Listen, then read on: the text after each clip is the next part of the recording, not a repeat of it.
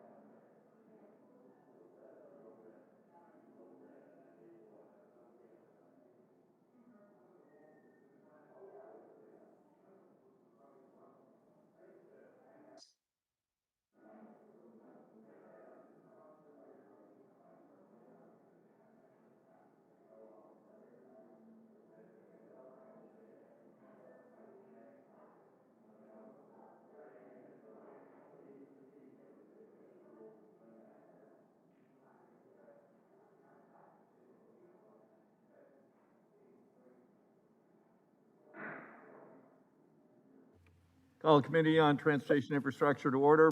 I ask unanimous consent the chair be authorized to declare recess any time during today's hearing without objection so ordered. For members participating remotely, if members experience any connectivity issues, do I really have to keep reading this stuff? Don't people know this? What? It's been shortened, good. For members participating remotely, if members experiencing connectivity technical problems, please inform the committee staff as soon as possible when you receive assistance. I'll make a good faith effort to provide any member experiencing connectivity issues an opportunity to participate fully in the proceedings. It's the responsibility of each member seeking recognition. Unmute their microphone prior to speaking. Keep their microphone muted when not speaking and avoid inadvertent background noise. Should I hear any inadvertent background noise, I will yell at you. And finally, to insert a document into the record, please have your staff email it to documentstni@mail.house.gov. Wow, you did shorten it. That's good. Thank you.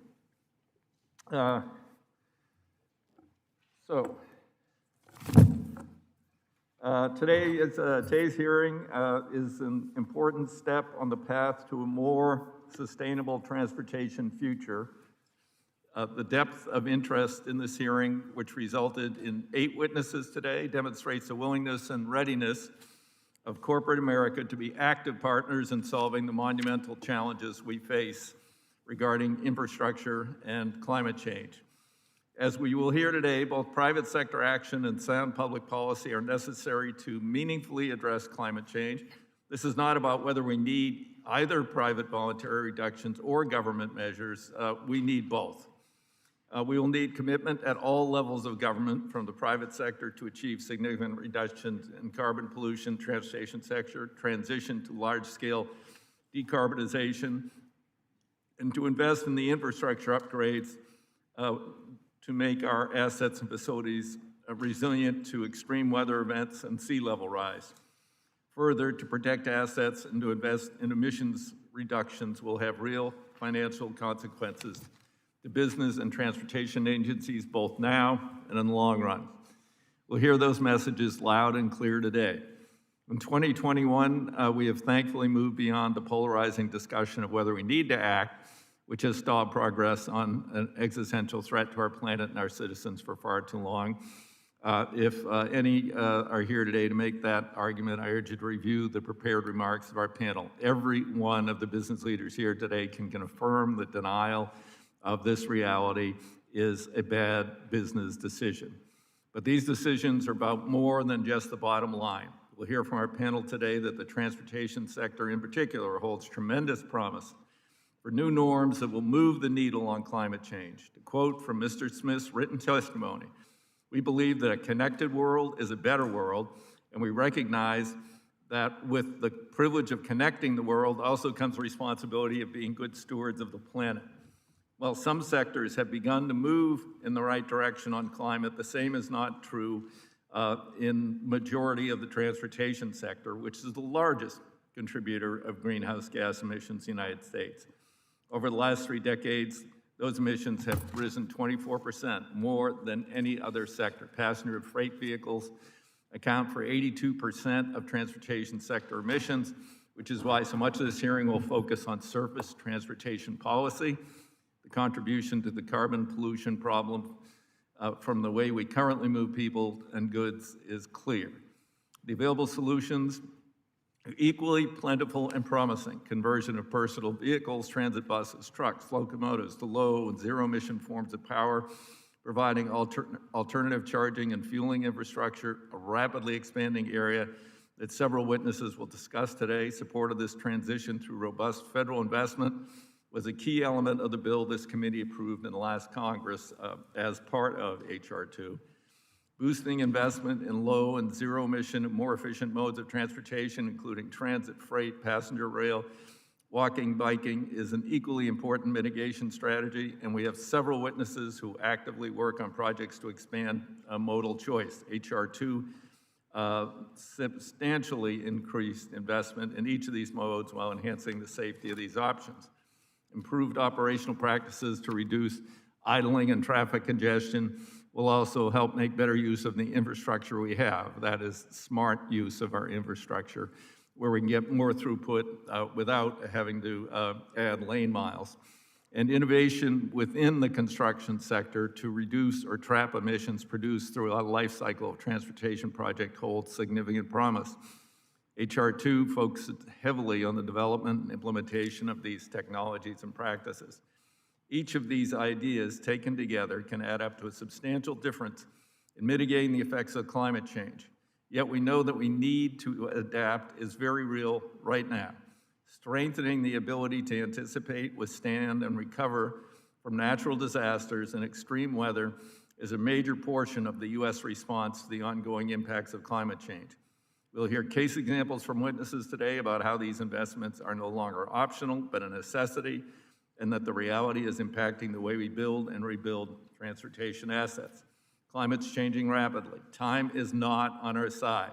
This committee intends to take bold steps, again, this Congress, to support significant emissions reductions from the transportation sector, and support for action among the business community is growing.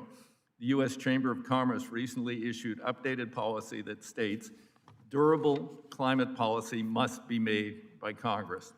At this time, I'll insert into the record a letter from Chamber President Suzanne Clark submitted for this hearing in support of addressing climate change.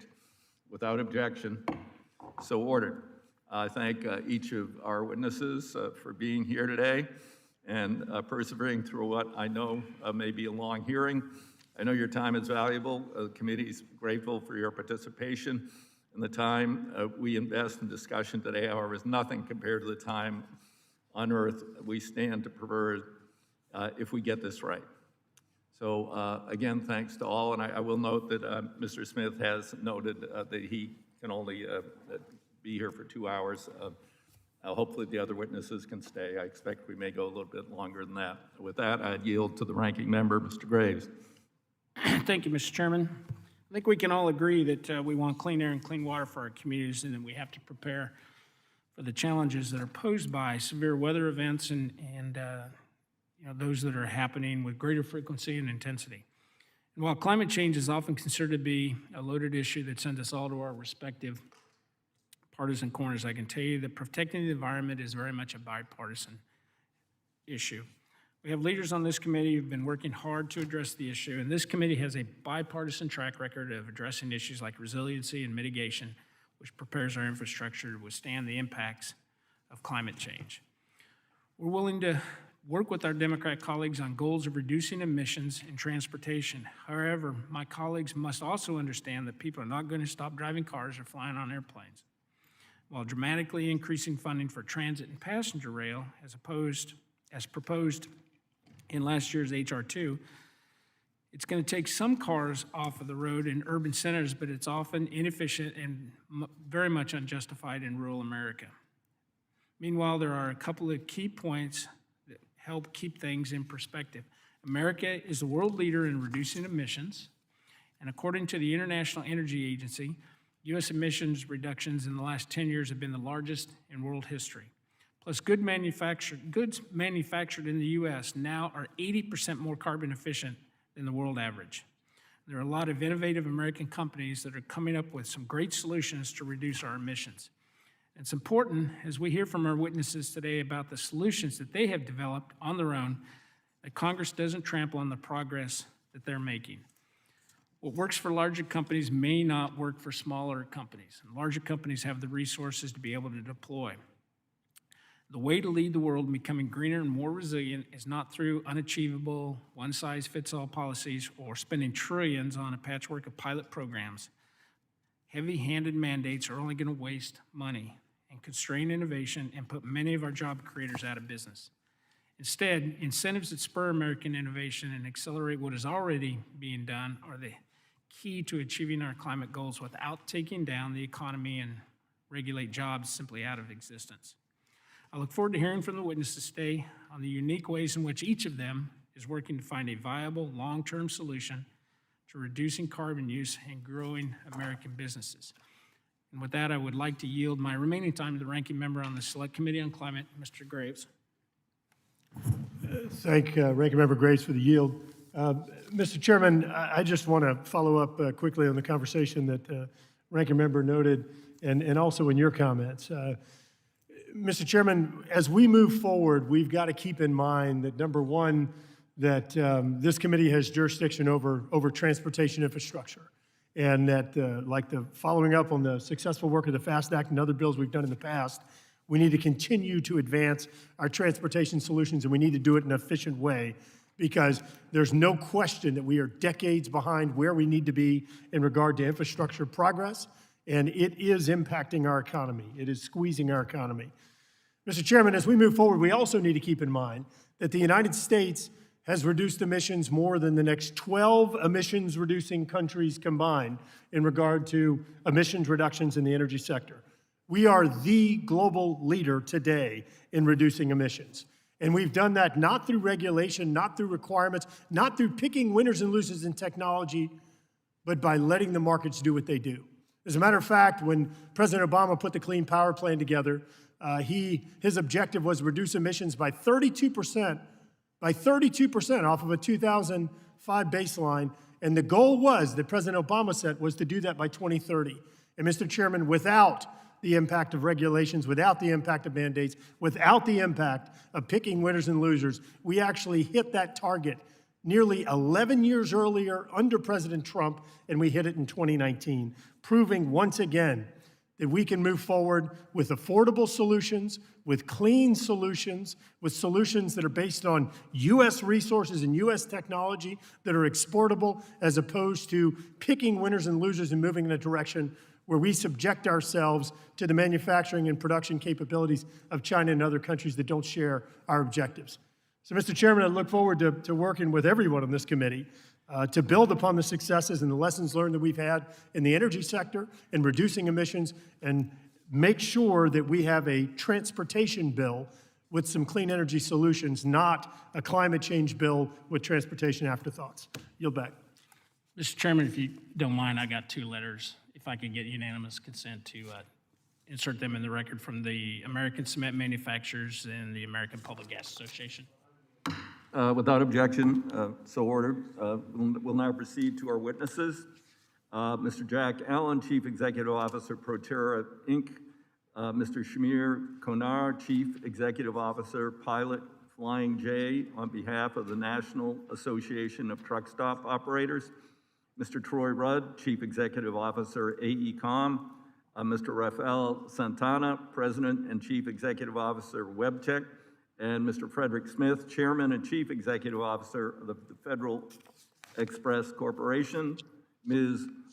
Lori Giamona, Senior Vice President for Customer Care, Pacific Gas and Electric. Mr. Tom Lewis, National Business Line Executive for Climate Resilience and Sustainability, WSP USA. And Mr. Charles Hernick, Vice President of Policy and Advocacy, Citizens for Responsible Energy Solutions. As I said, this is a long witness list, but I appreciate your all being here. And if you would, we have your written remarks. If you would all summarize in a 5-minute statement, that would be most desirable. With that, Mr. Allen. Thank you, and good morning, Chairman DeFazio, Ranking Member Graves, and the members of the committee. Thank you for the opportunity to testify at today's hearing on the business case for climate solutions. Mr. Chairman, I want to thank you and this committee for driving the federal surface transportation policies and funding levels that will position America to compete and lead the future of transportation globally. The advancements and overarching focus on reducing emissions throughout H.R. 2 are exactly the bold steps that climate change and the opportunity for jobs and new industries demand. I am here today representing Proterra, Inc., an American electric vehicle technology company. Proterra has been delivering battery electric transit buses to U.S. transit agencies since 2010.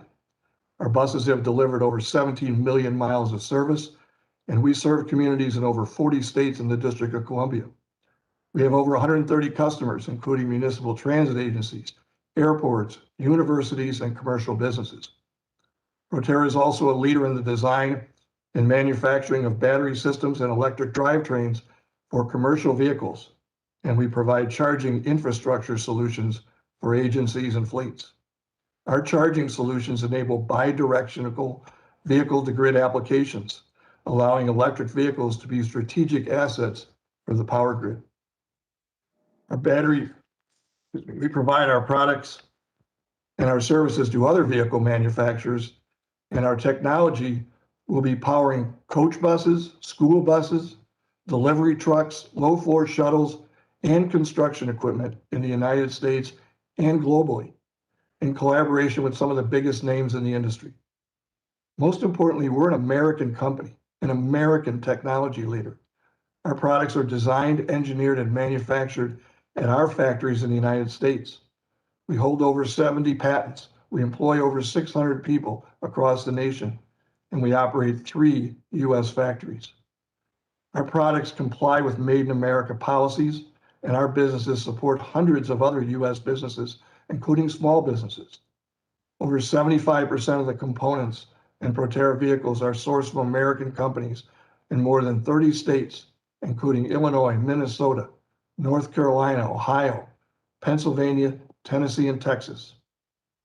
As battery costs continue to decline, and vehicle ranges increase, transitioning to zero-emission electric vehicles is not just the right thing to do for public health and to lower emissions, it's the smart thing to do for businesses. Compared to just 4 miles per gallon in diesel vehicles, Proterra vehicles have a fuel economy of 25 miles per gallon equivalent and a low total cost of ownership compared to diesel or natural gas vehicles. In addition, heavy-duty electric vehicle battery systems like Proterra's, we create economies and business opportunities well beyond transportation of goods and services. We have designed our battery systems to serve the development of multiple industries and applications. Our battery systems are built to last. They carry 6 to 12-year warranties. And after that, they still have the capacity for second life applications such as stationary energy storage. And beyond that, our batteries are designed for easy separation of components and are recyclable. The United States is positioned to lead the world in this emerging market for clean energy and clean mobility. This opportunity for U.S. leadership and manufacturing expansion is worthy of strong support from the federal government. The federal government, including the work of this committee, has already played a critical role in the early adoption of electric vehicle technology, and we ask that you continue to do so. Public transit funding through the FAST Act's low and no emissions program, for example, has accelerated our technology development to support the demand from U.S. transit agencies' investments in battery electric buses. By driving greater investment into the market, the federal government can send a strong signal to the industry and to the supply chains that the United States is committed to electrification, strengthening domestic supply chain for manufacturing and materials that will lower costs through economies of scale while creating even more American jobs in this rapidly growing global market. Thank you for the opportunity to testify before you today, and I look forward to answering your questions. Thank you. Representative Burchett would like to briefly introduce the next witness. I caught that briefly, Mr. Chairman. Thank you. Mr. Chairman, today I have the honor of introducing Shamik Konar from Pilot Flying J. He's the Chief Executive Officer, and I noted that Congressman Cohen has someone from Tennessee as well, Mr. Smith, and I remember meeting him at Jimmy Kelly's in Nashville, Tennessee, within Senator Cohen. So I'm interested to hear his testimony as well. But today I'm honored to welcome Mr. Konar to our hearing. Since 2017, Mr. Konar has been instrumental in growing Pilot's energy business. Founded in 1958 by Jim Haslam in Knoxville, Tennessee, Pilot Flying J is now the 10th largest privately held company in the United States. And on a personal note, Mr. Haslam he's been a good friend to me. I saw him Saturday at our little coffee club we have at one of his pilots, and we were practicing social distancing, if anybody's listening to this. But Mr. Haslam has always been very benevolent to the community, literally giving millions and millions of dollars to the community. I saw just in today's press that his family had given another $1 million to the University of Tennessee. But on a personal note, when I was a young state legislator, I went back to my my elementary school, and I asked the principal if there was anything any of the kids needed, and she said, yeah, there was one kid that needed a jacket, and he was poor. I was pulling down about $16,500 a year, and I figured I could afford about half that jacket. So I called Big Jim Haslam on the phone, and he said, as he calls me Timmy, because he's known me since I was a little boy, and he said, Timmy, just come on by and pick up the check. But he said one thing, and we went half on that jacket, I remember, and the kid got to go home that day warm. And I remembered one thing he said, just don't tell anybody, Tim, just keep it anonymous. And I've honored that until this point right now, but it's been several years. So I feel it's important that we point out that these folks have a very huge impact on our local community. But back to Pilot, it's also the largest operator of travel centers in North America, with over 900 retail and fueling locations in 44 states, employing more than 28,000 team members. Pilot's success is emblematic of the American energy sector. Pilot and other businesses like it have chosen to make great strides on environmental issues. Because of private sector innovation, the United States is working towards significant emissions reduction, and I hope Pilot Flying J continues its good work. And I will note Mr. Haslam has his autobiography out now, and it was started basically in one little station across the border in, I believe, Bristol, Virginia, and now its impact is literally nationwide. Mr. Chairman, I ask for unanimous consent to submit for the record a letter in support of this testimony from the National Association of Convenience Stores and the Society of Independent Gasoline Marketers of America.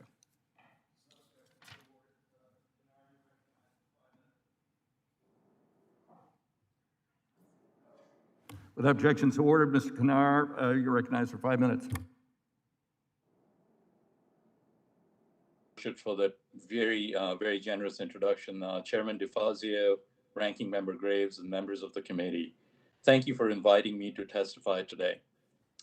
My name is Shamik Konar. I'm the Chief Executive Officer for Pilot Flying J, which is the largest travel center network in the United States. I'm testifying on behalf of NATSO, the National Association of Truck Stop Operators. Today, I hope to demonstrate to you that travel center companies and the broader retail fuel industry are invaluable partners as you seek to minimize the transportation sector's carbon footprint.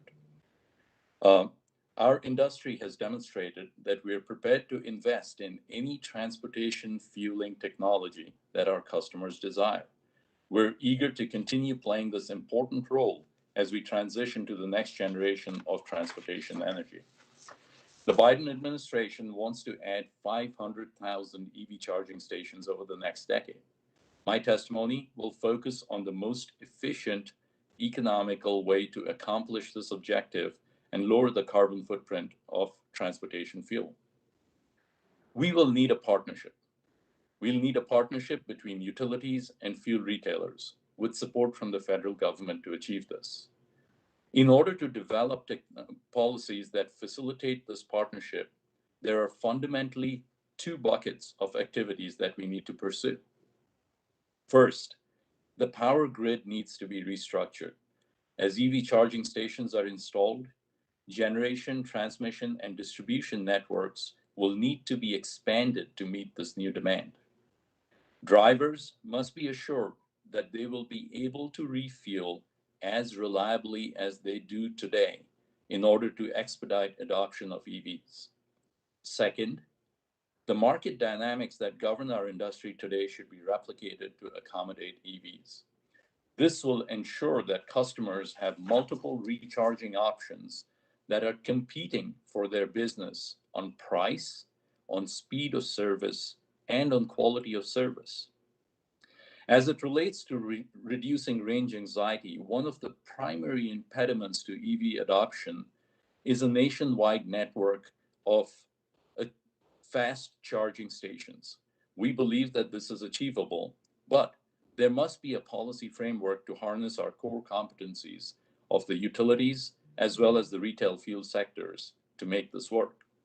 The utility sector is best suited to perform the generation development and power grid restructuring work that will be essential to facilitate this network. The fuel retailers, on the other hand, like us, are best positioned to own and operate EV charging stations and provide transportation energy to customers along with services in a manner that they're accustomed to today. Until the number of EVs on the road reaches a critical mass, however, there is an important role for federal policy to bridge this gap and make private investments more viable while providing long-term consumer benefits and a reduction in the carbon emission footprint of the sector. These policies should encourage utilities and fuel retailers to focus activities where we are the most productive. At the same time, policies that may appear to be quick and easy solutions often undermine our objective, either utilities' incentives to restructure the power grid or the retailer's incentive to invest in charging infrastructure. For example, some electric utilities have had to increase costs to all ratepayers to underwrite their investment in EV charging stations and the electricity that powers EVs. Businesses like ours, businesses like mine, cannot do this, and we cannot compete in this environment with those who do. But this would make it very difficult for us to invest and actually hamper our goal of reducing the carbon footprint. Some advocates are also interested in allowing EV charging at interstate rest areas.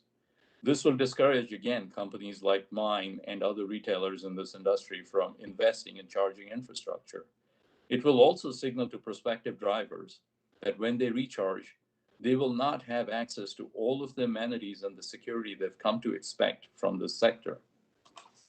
Approaches like these would undermine the business case for companies like Pilot and other fuel retailers to leverage our existing investments, and we have tens of billions of dollars invested in this sector, to develop EV charging infrastructure. As I've said, there's a very strong business case for us to be actively engaged in this space. It is our sincere hope that we can continue working with you, your staff, and my fellow witnesses to do just that. On behalf of NATSO and Pilot, I thank you for inviting me to testify here today, and I'm happy to answer any questions that you or the committee may have. Thank you, Mr. Khanna. Mr. Troy Rudd.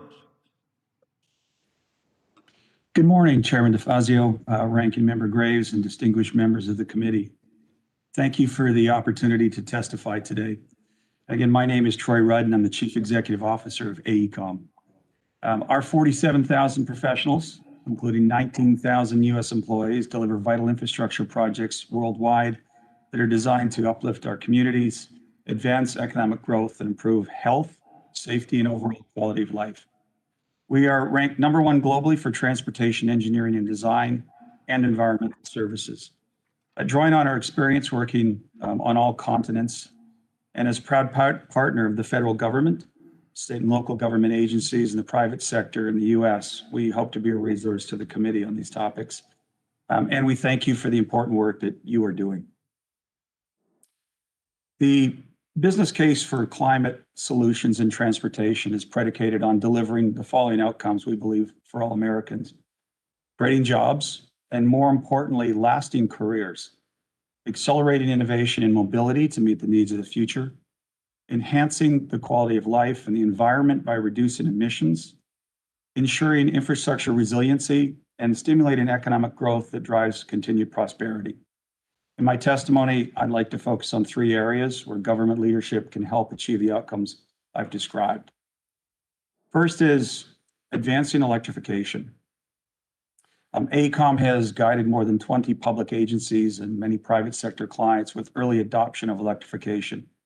In Los Angeles, for the Department of Transportation, we are delivering infrastructure to support full fleet conversion to battery electric buses. In other cities, we've studied the impacts of electrification on the grid, how transit agencies can best convert to electric, and how they can leverage battery storage of EVs even during grid outages. These projects have demonstrated numerous benefits in terms of emission reductions, especially in areas of vulnerable populations, job creation, and resiliency. We believe the federal government can play an important leadership role in accelerating electrification efforts by supporting the deployment of a reliable, accessible national electric charging network in 4 ways. Working with the private sector in setting design standards to encourage interoperability of charging infrastructure, prioritizing pilot projects to convert large state, municipal, and private sector fleets, investing in other charging innovations, including dynamic charging embedded in roads and freeways, and enhancing the use of electric vehicles by electrifying the U.S. Postal Service fleet and deploying regional and rural charging infrastructure. Second is building resilient infrastructure. Pursuing more resilient infrastructure is an important area of concern for our clients and where government can make a significant impact. In 2020 alone, the U.S. Faced 22 natural disaster events with losses exceeding $1 billion each, the highest number ever in a single year, and the 6th consecutive with 10 or more billion-dollar events. We've conducted transportation climate risk analysis for clients like BNSF Railway, the San Francisco Bay Area Metropolitan Transportation Commission, the New York Economic Development Corporation, and many more, all looking at risk reduction strategies for climate events. These analyses find that potential losses due to natural disaster disruption can be offset by smaller adaptation investments today.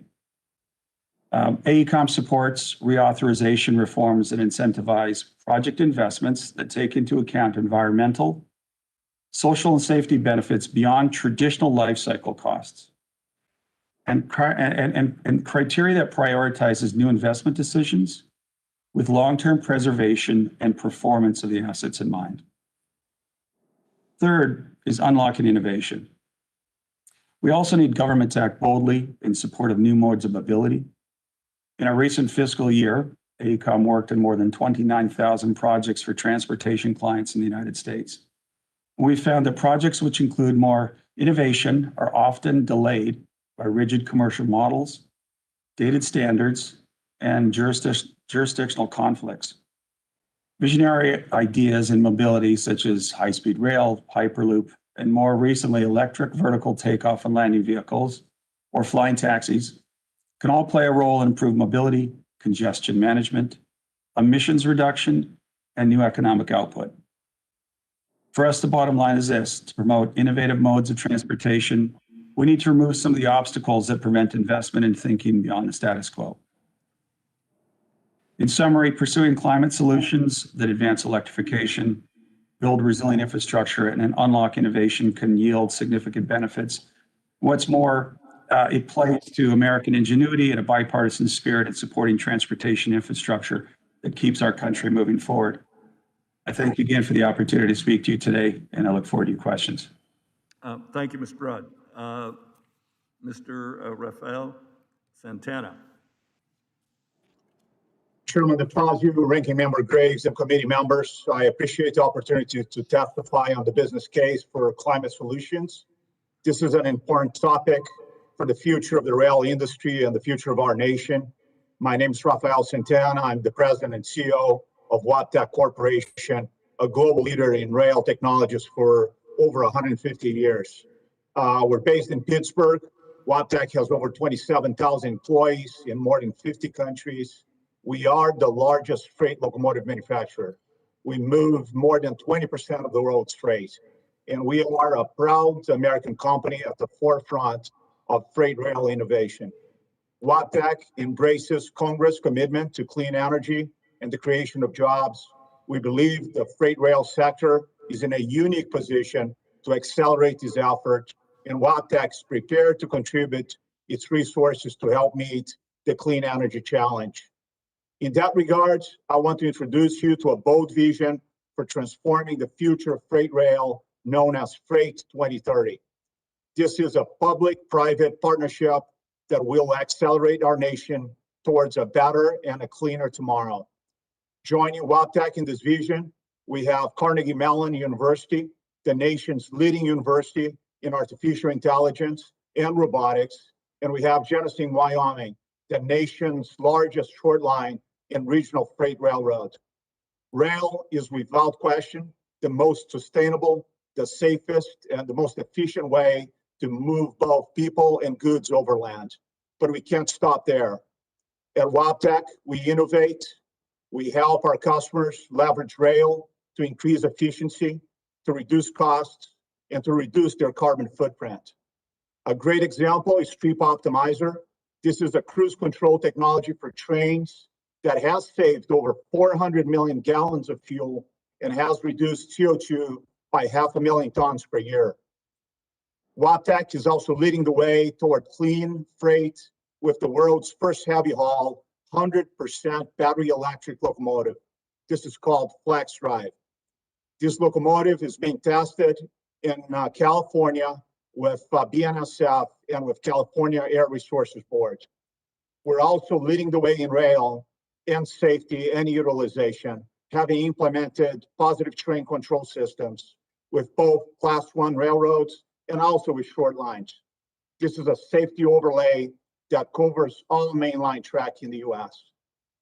Wabtec strongly believes that by increasing capacity and better utilizing our world-class freight rail network, coupled with developing zero-emission locomotives, we can reduce greenhouse gas emissions by up to 120 million tons per year. We can also create up to 250,000 jobs. For context, 120 million tons of greenhouse gases is the equivalent of 26 million passenger cars. The time for rail is now, and Freight 2030 is a critical path to our nation's continued success. At the heart of Freight 2030, we have three core principles. The first one is decarbonization, and we're going to get there through zero emission battery and hydrogen hybrid locomotives. Second piece is technology. We're going to use technology that will increase freight rail utilization and will improve safety. Third is the creation of direct, indirect, and induced jobs, roughly 80% of which will be blue-collar jobs. This vision would also enable better data sharing and increased visibility to the movement of goods from port to rail to yard. We propose to create the Freight Rail Innovation Institute at Carnegie Mellon, the first of its kind, to drive action towards significantly increasing freight rail utilization, decarbonization, while spurring jobs and economic growth. This institute will allow the U.S. to lead ahead of others, including China, including Europe, in zero emission solutions for rail, as well as become an exporter for the world. Wabtec and our partners, we're prepared to invest in the Freight Rail Innovation Institute alongside the U.S. government and ask for your support in creating a clean energy future. Thank you for the opportunity to testify, and I welcome any questions you may have. Thank you, Mr. Santana. Now recognize Representative Cohen, who would like to briefly introduce our next witness. Thank you, Mr. Speaker. Mr. Chairman, I'm sorry. Memphis is kind of a one-name town. There's Elvis, there's Sybil, and there's Fred. He's been responsible for so much in Memphis, and it wouldn't be the great 20th century city without him. And his employees have done a great job in delivering the vaccine to America and making us safer from this pandemic. FedEx has been the #1 carrier, along with UPS, I guess it's maybe a tie there, for helping get that vaccine to people around the country. There's not a cultural institution or athletic group that doesn't have a FedEx employee involved in a major way. The employees at FedEx contribute to our community in a phenomenal fashion. And FedEx is ahead of the game in every single area. Just as it was ahead of the game in bringing air cargo business as it has to the world, it's been ahead in climate and innovative activities with electric vehicles and forward thinking. Just this past week, FedEx became one of 50 countries to sign the Climate Challenge to reduce and have zero net carbon emissions by 2040, 10 years ahead of the Paris Accords. It's my honor to represent the city that FedEx has made a great city in America, Mr. Fred Smith. Chairman DeFazio, Ranking Member Graves, and members of the committee, thank you for inviting me to testify today on the business case for climate solutions. I'd like to also thank Congressman Cohen for that kind introduction. He represents Tennessee's 9th District, home of FedEx's headquarters, where we have over 30,000 team members employed. Addressing climate change is bigger than one business, and this committee recognizes for the United States to remain a global economic leader, we must work together on sound policy and innovative solutions for our planet. The health of our planet is at stake. FedEx has a long history of keeping sustainability at the center of our business, and we know the future of our operations is tied to the future of our environment. Building on that long-standing commitment, earlier this month, as Congressman Cohen mentioned, FedEx announced an enterprise-wide ambitious new goal to achieve carbon-neutral operations by 2040. As part of this mission, we'll accelerate progress already underway in the following areas: electrification of our global parcel pickup and delivery vehicle fleet, sustainable customer solutions, sustainable fuels, modernization of our aircraft, and continuing fuel conservation endeavors. Alongside the many key steps outlined in my written testimony, by 2040, the entire FedEx parcel pickup and delivery fleet will be zero emissions electric vehicles. FedEx has also announced substantial support to help establish the Yale Center for Natural Carbon Capture to accelerate research into methods of carbon sequestration at scale. The center's first focus will be helping to develop strategies that offset greenhouse gas emissions equivalent to current emissions produced by aircraft. From there, the Yale Center will address additional global sources of emissions, publishing its findings so other businesses, industries, and governments can benefit. In addition to our work with Yale, FedEx has a number of other future-focused sustainability strategies underway. Roxo, the all-electric same-day bot, and our drone delivery pilot program operated by Wing Aviation are just two of the innovative, environmentally friendly, same-day last-mile delivery solutions we're working on. As seen during the pandemic, the U.S. trucking industry is a critical link in maintaining supply chains, yet remains stuck with aging infrastructure and dated federal equipment standards for twin 28-foot trailers unchanged since 1982. One step with immediate environmental benefits would be a modest 5-foot increase to twin 28-foot trailers, which would reduce annual fuel use by 225 million gallons per year at no cost to road safety or to the taxpayers. Last year, this committee and this chamber drafted an infrastructure package that incorporated important climate solutions. This included incentivizing commercial electric vehicles and zero-emission vehicle charging infrastructure, as well as advancing research into low emissions and alternative aviation fuel. There was also significant work done to modernize the electric grid for more renewable energy and prepare it for the large-scale deployment of electric vehicles. This is a good start indeed, but more needs to be done, including modernizing our air traffic control system and updating air traffic management policies and guidance. Our ambitious agenda at FedEx shows that businesses can and will lead in creating a sustainable future for us all. Our company has been at this for a very long time, however, and we cannot do it alone.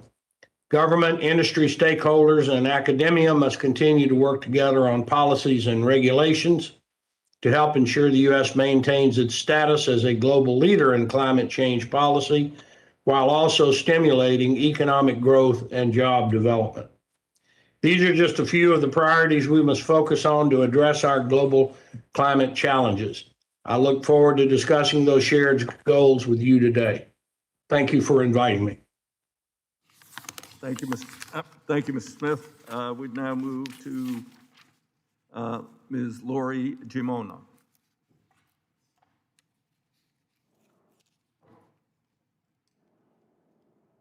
Ms. Gimona?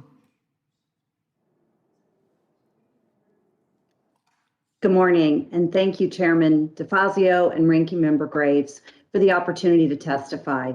I am Lori Giamona, Senior Vice President of Customer Care for Pacific Gas and Electric Company in California. I appreciate the committee's interest in how business plays a role in addressing climate change and commend the committee for examining ways that federal policy can complement this activity. PG&E's commitment to mitigating and adapting to climate change in a way that leaves no one behind is as strong as ever and fundamental to delivering on the triple bottom line: people, planet, and prosperity, underscored by strong operational performance. California has some of the nation's most ambitious climate and clean energy goals, including reaching carbon neutrality by 2045. PG&E is proud to be a committed partner in implementation of the state's vision. We provide some of the cleanest energy in the nation, with 88% of electricity delivered from carbon-free sources. We are focused on meeting our customers' desire to adopt to clean energy solutions, including energy efficiency, rooftop solar, battery storage, and electric vehicles, or EVs. At the same time, California is experiencing the impact of climate change, from record wildfires to years-long drought and unprecedented heat waves. As infrastructure operators and planners, PG&E is doing everything we can to adapt to this reality and increase the resilience of our energy system.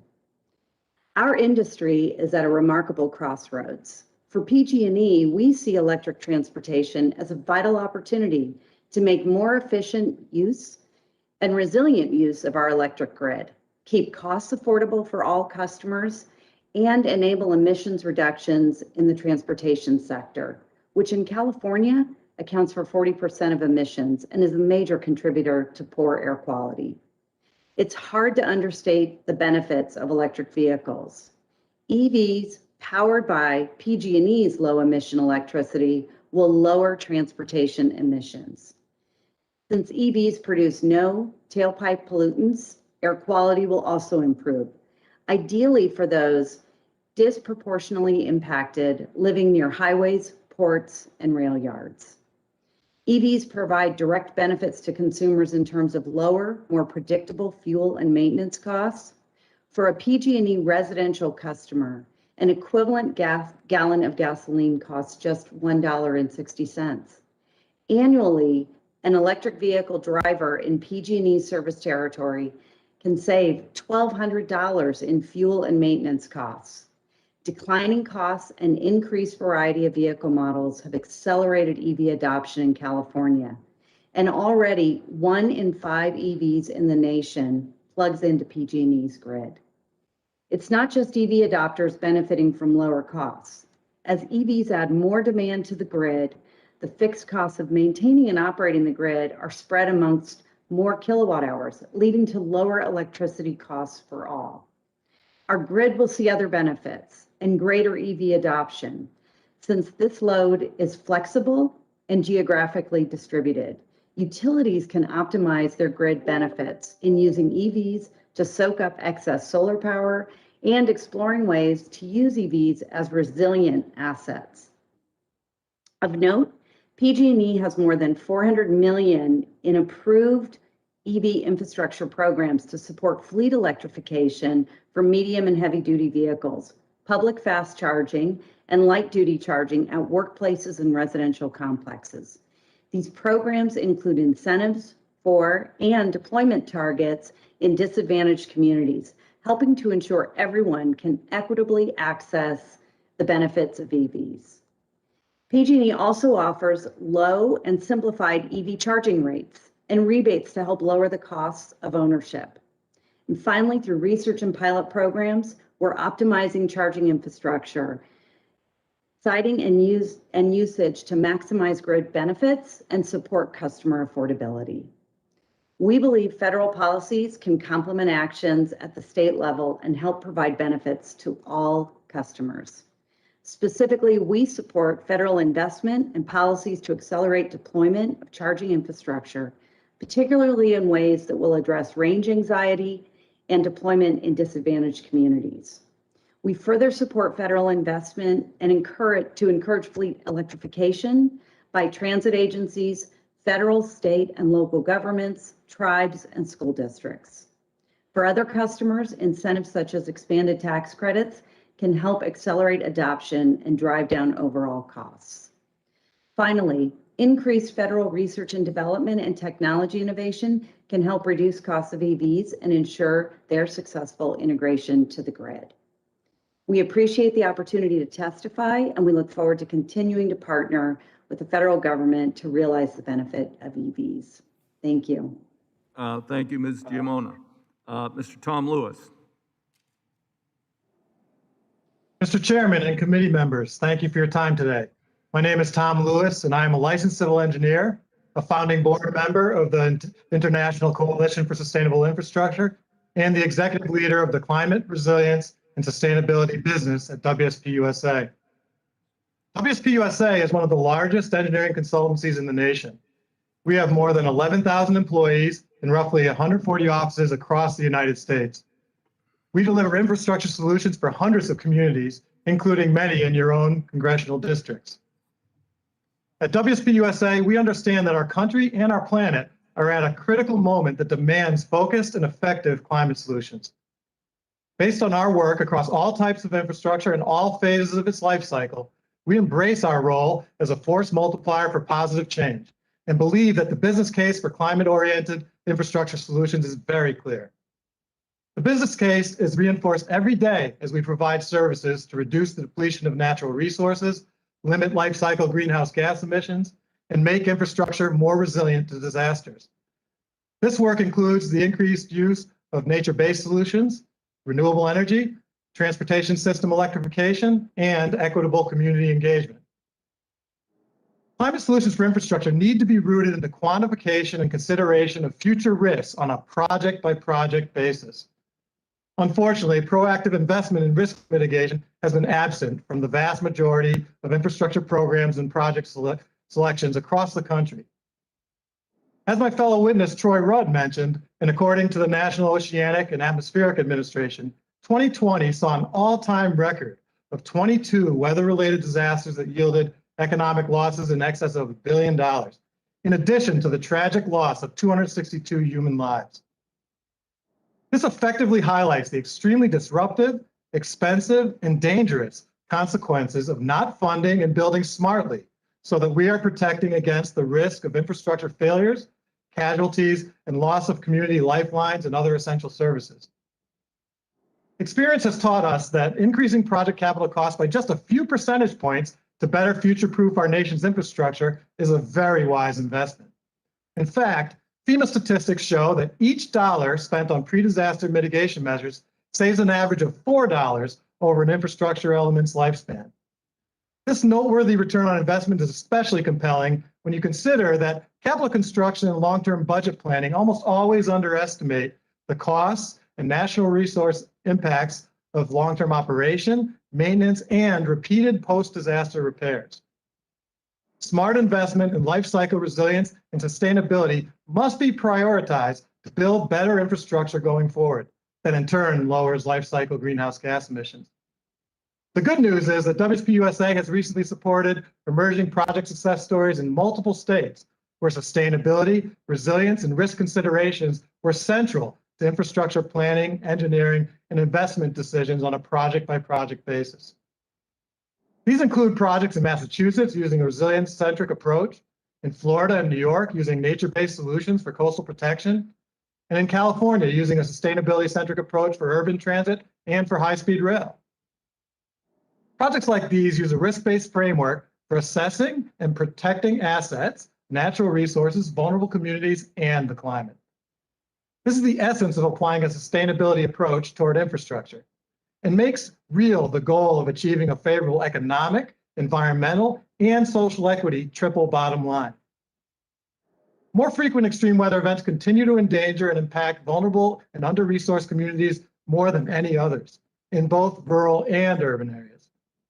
Therefore, in addition to creating physical resilience, climate solutions for infrastructure must establish increased economic opportunity and stakeholder buy-in through strategic engagement and meeting vulnerable communities where they are. To achieve equitable outcomes and maximize stakeholder buy-in, federal policies and funding decisions around infrastructure need to place the perspectives of all impacted communities at the center of the process. In closing, we believe that case-by-case, climate-based infrastructure solutions can and will meet this critical moment for our nation and our planet if the following business case performance objectives are promoted through good legislation, funding decisions, and policymaking. First, incentivize the selection, design, and construction of infrastructure projects that draw from and impact fewer natural resources, including the increased use of nature-based solutions, renewable energy, and transportation system electrification. Second, reduce life cycle greenhouse gas emissions and adverse climate and biodiversity impacts. Third, require that infrastructure be more resilient to future extreme weather events and climate. And fourth, prioritize the protection of the most vulnerable and disadvantaged communities. Thank you for the opportunity to give this testimony. Thank you, Mr. Lewis. And the final witness, Mr. Charles Hernick. Thank you, Chairman DeFazio, Ranking Member Graves, and members of the committee. My name is Charles Hernick. I'm the Vice President for Policy and Advocacy with an organization called Citizens for Responsible Energy Solutions. We're a 501c3 nonprofit that engages policymakers and the public about responsible, conservative solutions to address our nation's energy, economic, and environmental security, while also increasing America's competitive edge. My hope is that you will take away three things from my testimony today. First, that federal policy must harness the power of free markets. Second, to make strategic investments in research and development and infrastructure. And third, and perhaps most importantly, reduce or eliminate barriers to infrastructure deployment. We live in unprecedented times, and 2020 was remarkable for a lot of different reasons, but specifically in terms of business and climate, 2020 was a record-breaking year for the number of companies that made voluntary pledges to reduce their greenhouse gas emissions and get to carbon neutrality by mid-century. A record year for the number of power purchase agreements that were made by companies to reduce their emissions through the power that they're purchasing. A record year for the deployment of solar and wind. During 2020, under the most extreme economic headwinds that I've ever seen in my lifetime, that we've seen in many generations, solar and wind grew at 11%. 11% growth during an economic recession, and that's because demand for clean energy is at unprecedented heights. The free market can deliver the solutions that we're looking for and are needed. The types of companies that are making these voluntary commitments and pledges are in finance. They're some of the biggest banks that we can recognize. They're in transportation. I appreciate the comments and the goal set by FedEx. It's important to see that kind of leadership, but also in retail, from the folks that are selling us products, whether that be Amazon, Walmart, Target, other companies that are looking to reduce the environmental footprint of their products and their supply chains. The federal government can do more to help normalize this race to the top in terms of environmental performance. Mechanisms for transparency and accountability for these voluntary actions would be popular. A recent poll, my organization does a lot of different types of polling, but a recent poll in January showed that 70% of voters of all political stripes would support these types of mechanisms to help assure that the voluntary commitments that companies are making are followed through upon. And I think that that's a reasonable course of action. When it comes to making strategic investments in research and development and infrastructure, it's paramount that Congress pursue an all of the above approach. That includes efficiency, new fuels, and electric vehicles. For a long time, fuel efficiency has focused on how we squeeze more miles per gallon out of a car. But a new era of carbon capture utilization and storage, technologies and deployment make it possible and make the proclamations that oil and gas companies have been making to achieve net zero emissions in their Scope 1, Scope 2, and Scope 3 categories a reality. It's important to look at that. It's also important to look at the new fuels that are coming onto the horizon. Looking at the hydrogen economy is important, has been mentioned already, but also electric vehicles. Electric vehicles are a small but rapidly growing part of the American fleet, and it's something that Congress should include in its all of the above portfolio. Finally, in terms of reducing or eliminating barriers to infrastructure deployment, too many of the big types of projects that we need to reduce greenhouse gas emissions and improve our environment take up to 7 years or over a decade to permit. Congress should act immediately to codify one federal decision and reduce the timeline to 2 years so that we can put online all of the types of infrastructure in transportation, in clean energy writ large, to reduce greenhouse gas emissions at the pace that we need to achieve the voluntary goals that companies have set and the goals that we know we need to achieve globally. Finally, that type of action would be popular too. 73% of voters, again, of all political stripes, want to see reductions in red tape and limits to regulation that slow down unnecessary project delays. With that, I'll thank you and look forward to questions. I thank the gentleman. That concludes the testimony. We'll now proceed to questions. Mr. Konar, in your testimony, you said in order to achieve the Biden administration goal of installing 500,000 new EV charging stations over the next 10 years, and I don't even know if that's enough, that the federal government should be the bridge. And then, Mr. Rudd, you also mentioned the importance of interoperability of charging infrastructure. As we all know, Tesla is proprietary and has a great network, but no one else can charge there. And I think it is essential that we have an interoperable, charging network. So could the two of you address the appropriate role for the government in these areas quickly? Sure. Go ahead, Mr. Rudd. Yeah, as I said in my prepared comments, we believe that ultimately charging infrastructure needs to be universally available throughout the country, and especially in rural areas. At the same time, we also believe that there needs to be investment in innovation in terms of defining those standards and allowing for various forms of charging. So not necessarily charging stations, but perhaps things like dynamic charging. So as you're driving over, large freeways or highways that are frequently used, you have the ability to charge your vehicles as you move. All that leads to, those standards will lead to the opportunity for innovation. And at the same time, we'll create the opportunity for forward thinking like smaller batteries in vehicles if you have things like dynamic charging. So we think before we embark on this journey and significant investment is made, that we spend some time to think about defining those standards so that we can all work together to achieve a common outcome, whether it's private or whether it's public agencies. Okay, Mr. Konar.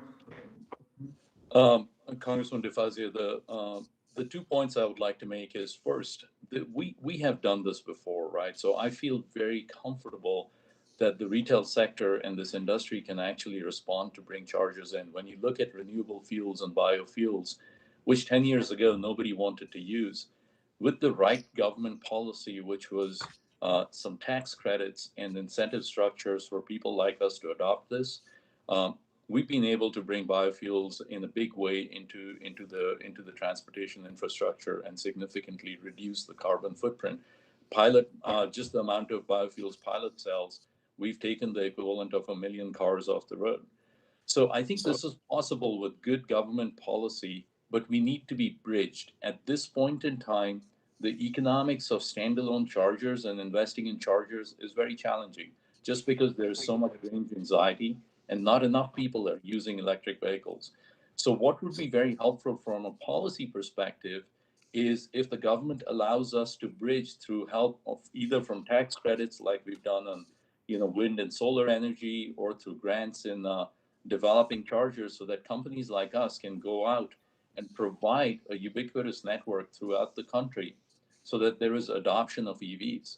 Okay. And if you do that, over some period of time, we will get to a good solution. Thank you. Great. Thank you. Mr. Smith, you have a very ambitious goal to be carbon neutral by 2040. Is this purely a business decision, or is your objective also, centered around concern about and a need to reduce carbon pollution? Well, it's some of both, Mr. Chairman. Our customers are increasingly focused on this issue. They want to do business with transportation providers who are environmentally responsible. But we also, as a commercial enterprise, have to produce for our share owners.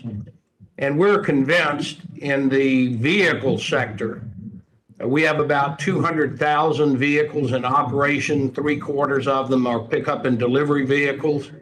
A little less than 1/4 of them are over-the-road tractors, which drive, in this country, 2.5 billion miles per day.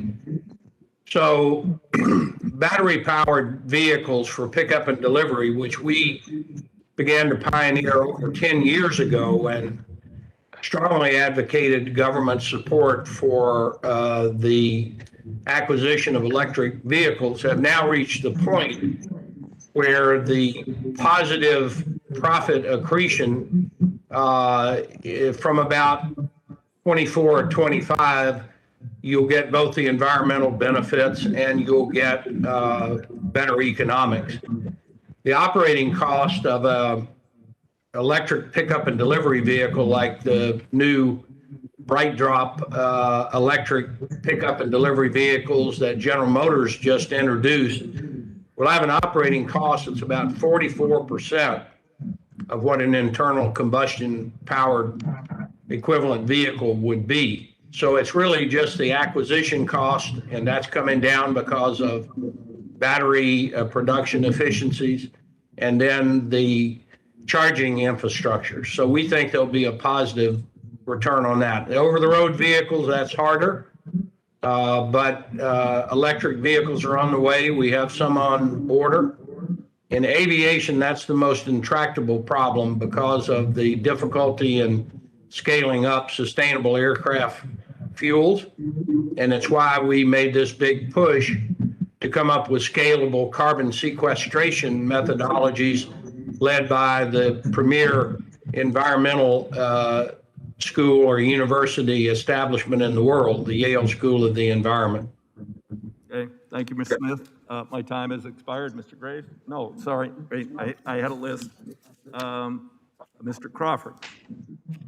Recognized for 5 minutes. Thank you, Mr. Chairman. I appreciate that. Thank you for the witnesses for being here. I just got a couple of quick questions. I'll start with Mr. Hernick.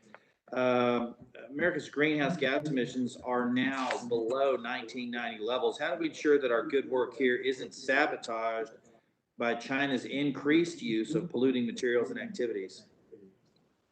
Congressman Crawford, I appreciate the question, and it's a very important one for us to think about. China is the #1 greenhouse gas emitter in the world, and we have no reason to believe that they will be honest or transparent about their carbon emissions and what they're doing to reduce their emissions if they do anything. Transparency is their enemy, and we know that China will do anything to undercut us from an economic standpoint. So I think that what we need to be able to do is to pursue an all of the above approach that focuses on cost reduction so that American solutions that are clean are among the least expensive in the world. The climate challenge is a global one, and we need folks to be able to uptake American-made solutions in parts of the developing world, including Africa and Latin America, where folks are still looking to turn on the light switch or get their first car. And so that's why focus on cost reduction for customers instead of heavy-handed government approaches is going to be the way to go.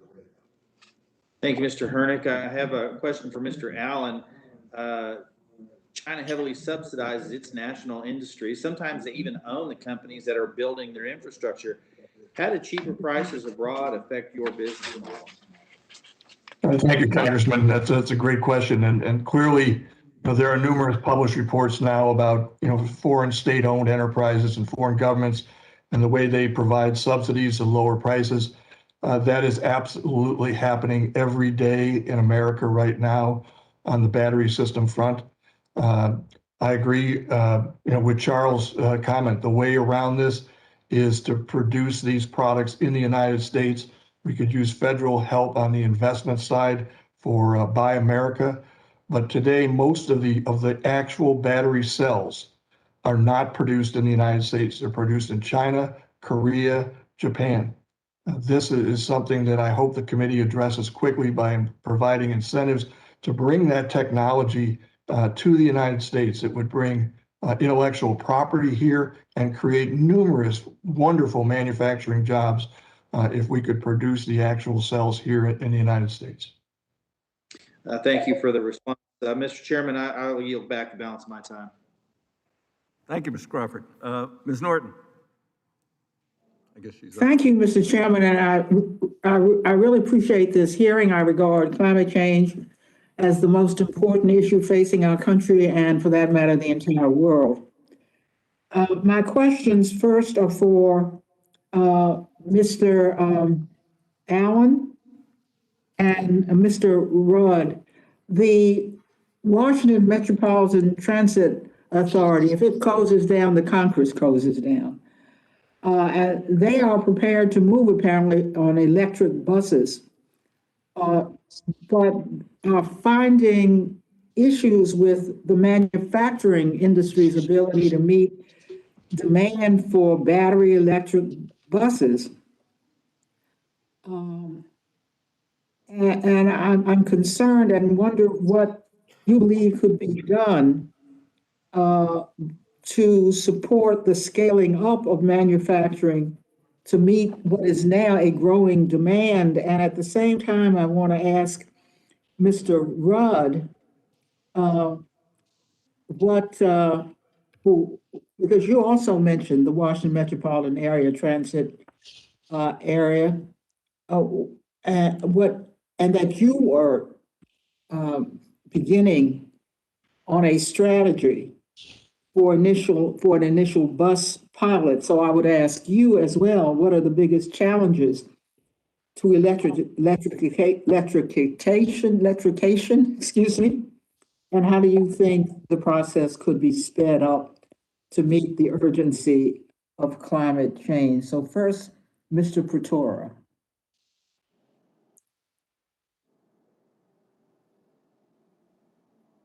Mr. Pretora? I'm sorry, Mr. Allen, I'm sorry. Pretora. Well, that's fine. Thank you, Congresswoman. Yes, we do have Proterra buses running in Washington, D.C. Right now. We're very grateful for that.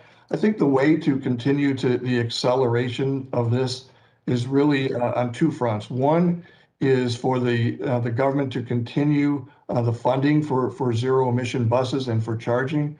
This is done today through the FAST Act Low and No Emission Vehicle Program.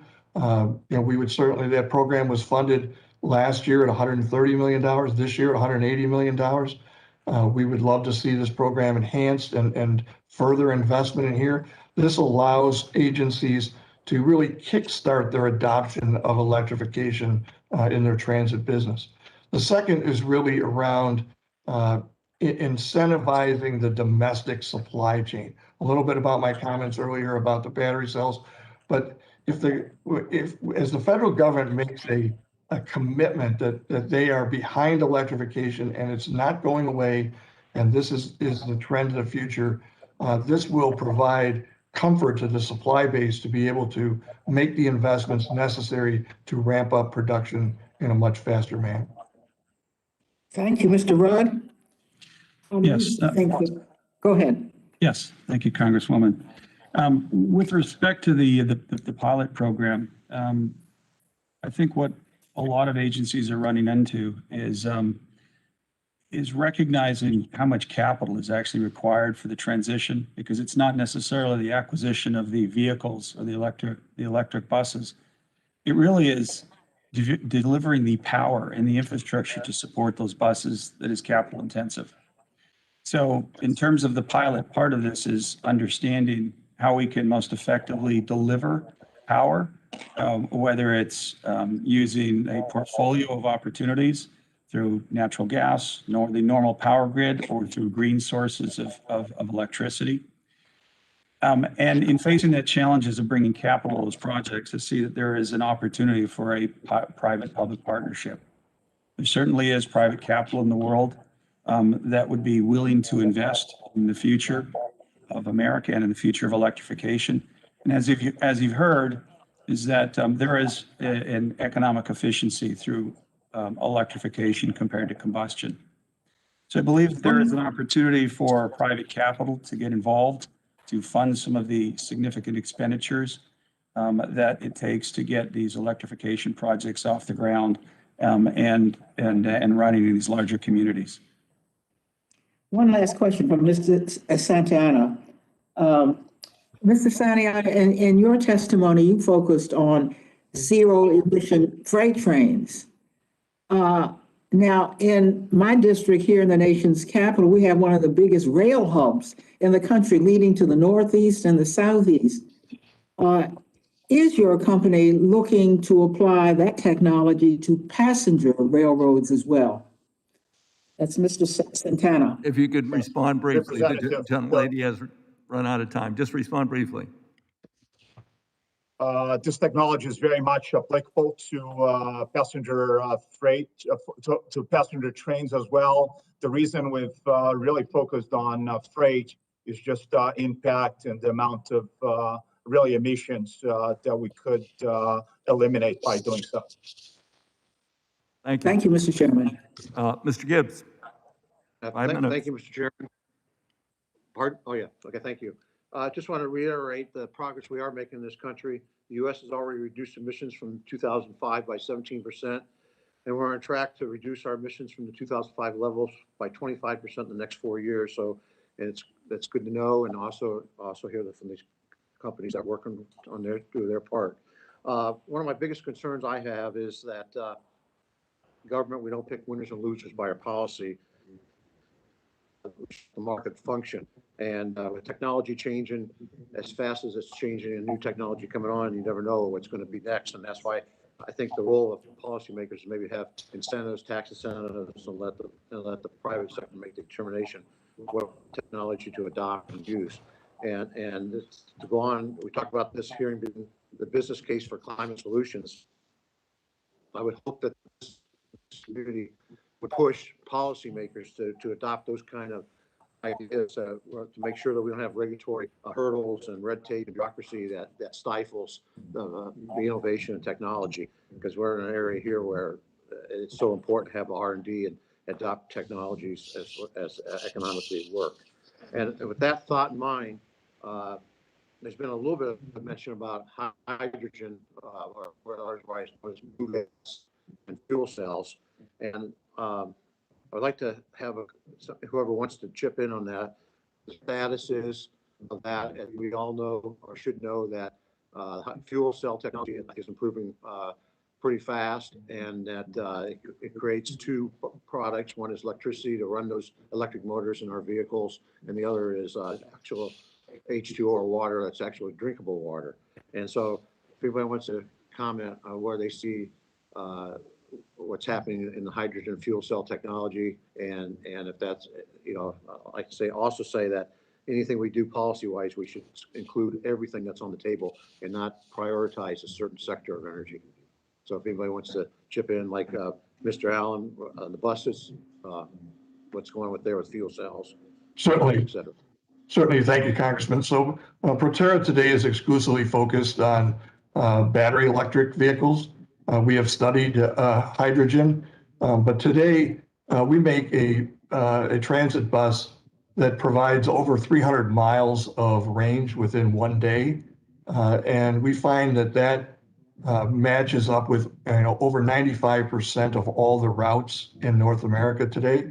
So we believe that as the energy costs come down and as range goes up, we believe that at least in the transit bus world, the need for a hydrogen infrastructure won't be necessary, that battery electric vehicles can handle that. I don't think the same is true, as Mr. Smith said, for over-the-road Class 8 vehicles. I think today that's probably the best application for hydrogen, but I think time will tell as battery themselves get lighter and have greater range, whether they will be able to satisfy the needs of the over-the-road truck, along with dynamic charging for the infrastructure. Let me ask you a question on the life right now, the current lifespan of batteries. What is that? And then do we have an issue with disposing used batteries? How big of an issue is that? Yeah, that's a great question. So today, the Federal Transportation Authority requires our buses to last 12 years. So our battery system that we put on there will last 12 years, and we'll have a state of health acceptable at the end of that. That's required to be able to sell. So at the end of that period of time, or during that period of time, we will swap out batteries into those vehicles. Then the batteries still have 70% of their life left, or state of health. So we'll put them into secondary storage. This is a fleet battery system that can provide backup energy to the fleets and to the grid. And then ultimately, the batteries that we use are able to be taken apart. The components are able to be recycled. Okay. Thank you. I just got 40 seconds. I don't know if anybody else wants to chip in on my hydrogen question. Congressman Gibbs, if I may, this is Shamik Konar from Pilot. We have been looking at hydrogen quite a bit, and there have been a number of OEMs that are focused on hydrogen. The real question becomes for our over-the-road customers that are coming from LA to Jacksonville, the EV, the range associated with batteries and the energy density doesn't seem to do it. So there definitely seems to be a lot of traction on the hydrogen side, especially for over-the-road vehicles where your weight you carry has to do with how much you get paid. And we do see a lot of interest on that, and we've been exploring alternatives to provide hydrogen at our sites if this does move forward. Okay, thank you. I'm out of time to yield back. Thanks, gentlemen. I've just comment. I've looked into hydrogen. We've got a number of very difficult problems. You can't put hydrogen in existing pipelines. It causes brittleization and failure, so you'd have to have a totally new distribution network for hydrogen. Secondly, of course, the question is green hydrogen. And at the moment, producing non-fossil fuel hydrogen is not particularly cost effective, given the cost of the electrolysis and the hydrolyzers, but they're working on that technology. With that, I'd recognize the next, Mr. Larson. Thank you, Mr. Chairman. My first question's for Mr. Smith, and it's with regards to airframe or airplane modernization. You got 2 OEMs available to you. How do you consider the life cycle of an airframe versus getting the fuel efficiency from a new airframe when you make a calculation about purchases? And do you get caught up at some point during the life cycle of that airframe where it's not, where you're not getting the savings out of it any longer? Well, we've been in the midst of a major aircraft fleet modernization program for over a decade. And we have bought, I believe I'm correct, 187 Boeing 767s and Boeing 777s. And they were justified on the basis of substantially improved economics and operational capability. And we're confident in the aviation sector we'll be able to continue to do that, where we justify new airplanes based on their life cycle cost or their improved operating capabilities for our customers. What we can't do, though, is to make those airplanes zero emissions the way we can with our pickup and delivery fleet with electrification or some of the other technologies we've been discussing for over the road, including electrification. So that's why we have focused a lot on both sustainable aviation fuels and natural carbon sequestration. Yeah, can you talk as well? Have you done any estimated fuel savings from your looking at the last mile drone delivery? And is that scalable? The drone delivery, both vehicular and aviation, really only makes sense for same-day deliveries. The vast majority of parcels delivered in the United States, and that market by 2023, we estimate will be about 130 million per day. The vast majority of them are moved overnight and then delivered in a loop route during the day. So drones really only make sense for same-day delivery, and we have an extensive effort, as I mentioned in my testimony, on a same-day surface delivery bot, which we call Roxo. You can look it up on the internet.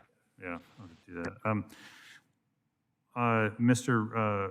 Rudd from AECOM, can you tell me a little bit more about the role you play in eVTOL, specifically with regards to the subject matter today about how eVTOL could play in congestion reduction or fuel emission reduction? Certainly, thank you for the question. So the work that we're doing today is working on piloting some of the programs around electric aviation. But again, these are for short haul, or what I think you might describe as last mile. And the work that we're doing at the moment is looking at the infrastructure that will be necessary to build out and support a system, and then looking at the implications on the environment, the social networks in our communities around that. So it's really a broader study and a pilot to see how that infrastructure could be built to serve a smaller community in Southern Florida. All right, yeah, thank you. I may follow up with you a little bit more on that. For the gentleman from Proterra, can you, are you making the case that, at least for for transit and for school buses, to leapfrog to electric and sort of skip propane and natural gas as a fuel? Yes, we are. We believe that, propane and natural gas are really just a bridge to electrification. Certainly, both of those technologies provide environmental improvements over diesel, but the holy grail is zero emission vehicles that we get with electrification, and we believe that the technology is there today for transit agencies and school districts to move to 100% electrification. Yeah. Okay. Yeah. Thank you, Mr. Chair. You're back. I thank the gentleman. Mr. Perry is scheduled to be next. He's not back yet, so we'll go to Mr. Babin. Thank you, Mr. Chairman. I appreciate it. And Ranking Member Graves, I want to say thank you to our witnesses for giving us your time today. When we debate about carbon emissions and greenhouse gases, we must consider the issue from a global perspective.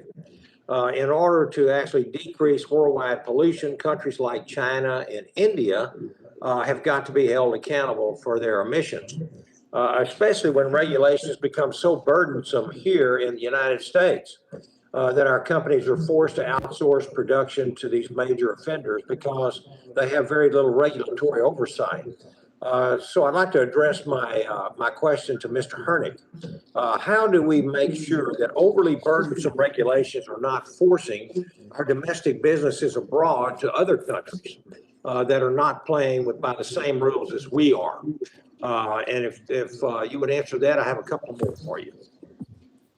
Sure thing, Congressman Babin. I appreciate the question.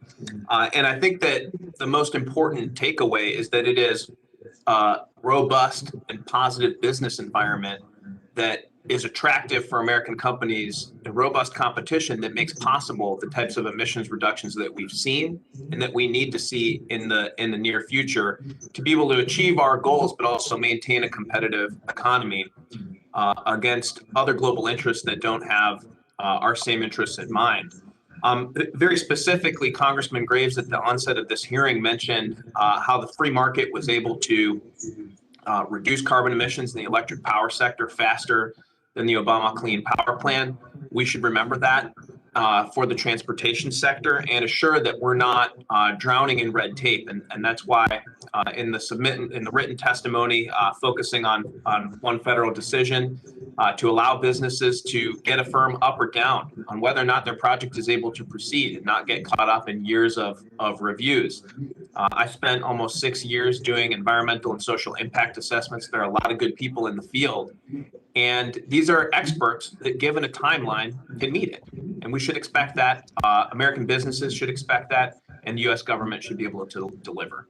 Well, we just want to ensure, and how would we, that our reduced emissions here do not just simply transfer to increased emissions around the globe to other countries that don't live by these same rules. And do you think countries like China would implement or retrofit their industries with newer and more costly technology? I can't speak for what China will or won't do. I know that the example that we had at the last Olympic Games that were in China was that they needed to turn off industry to meet their to meet the standards that athletes required, and that they were willing to lie to the globe about what their emissions were until the U.S. Embassy put air monitors on the embassy. So we should remember that when dealing with China.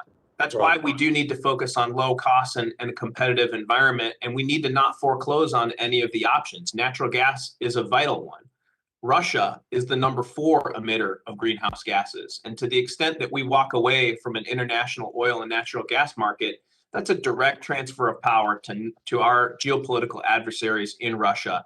And we should not, that shouldn't be part, we should focus on that as a part of the strategy to figure out how to deal with these foreign threats. Absolutely. I think in my remaining time and again, we see the ingenuity and technological innovations that come from our private sector.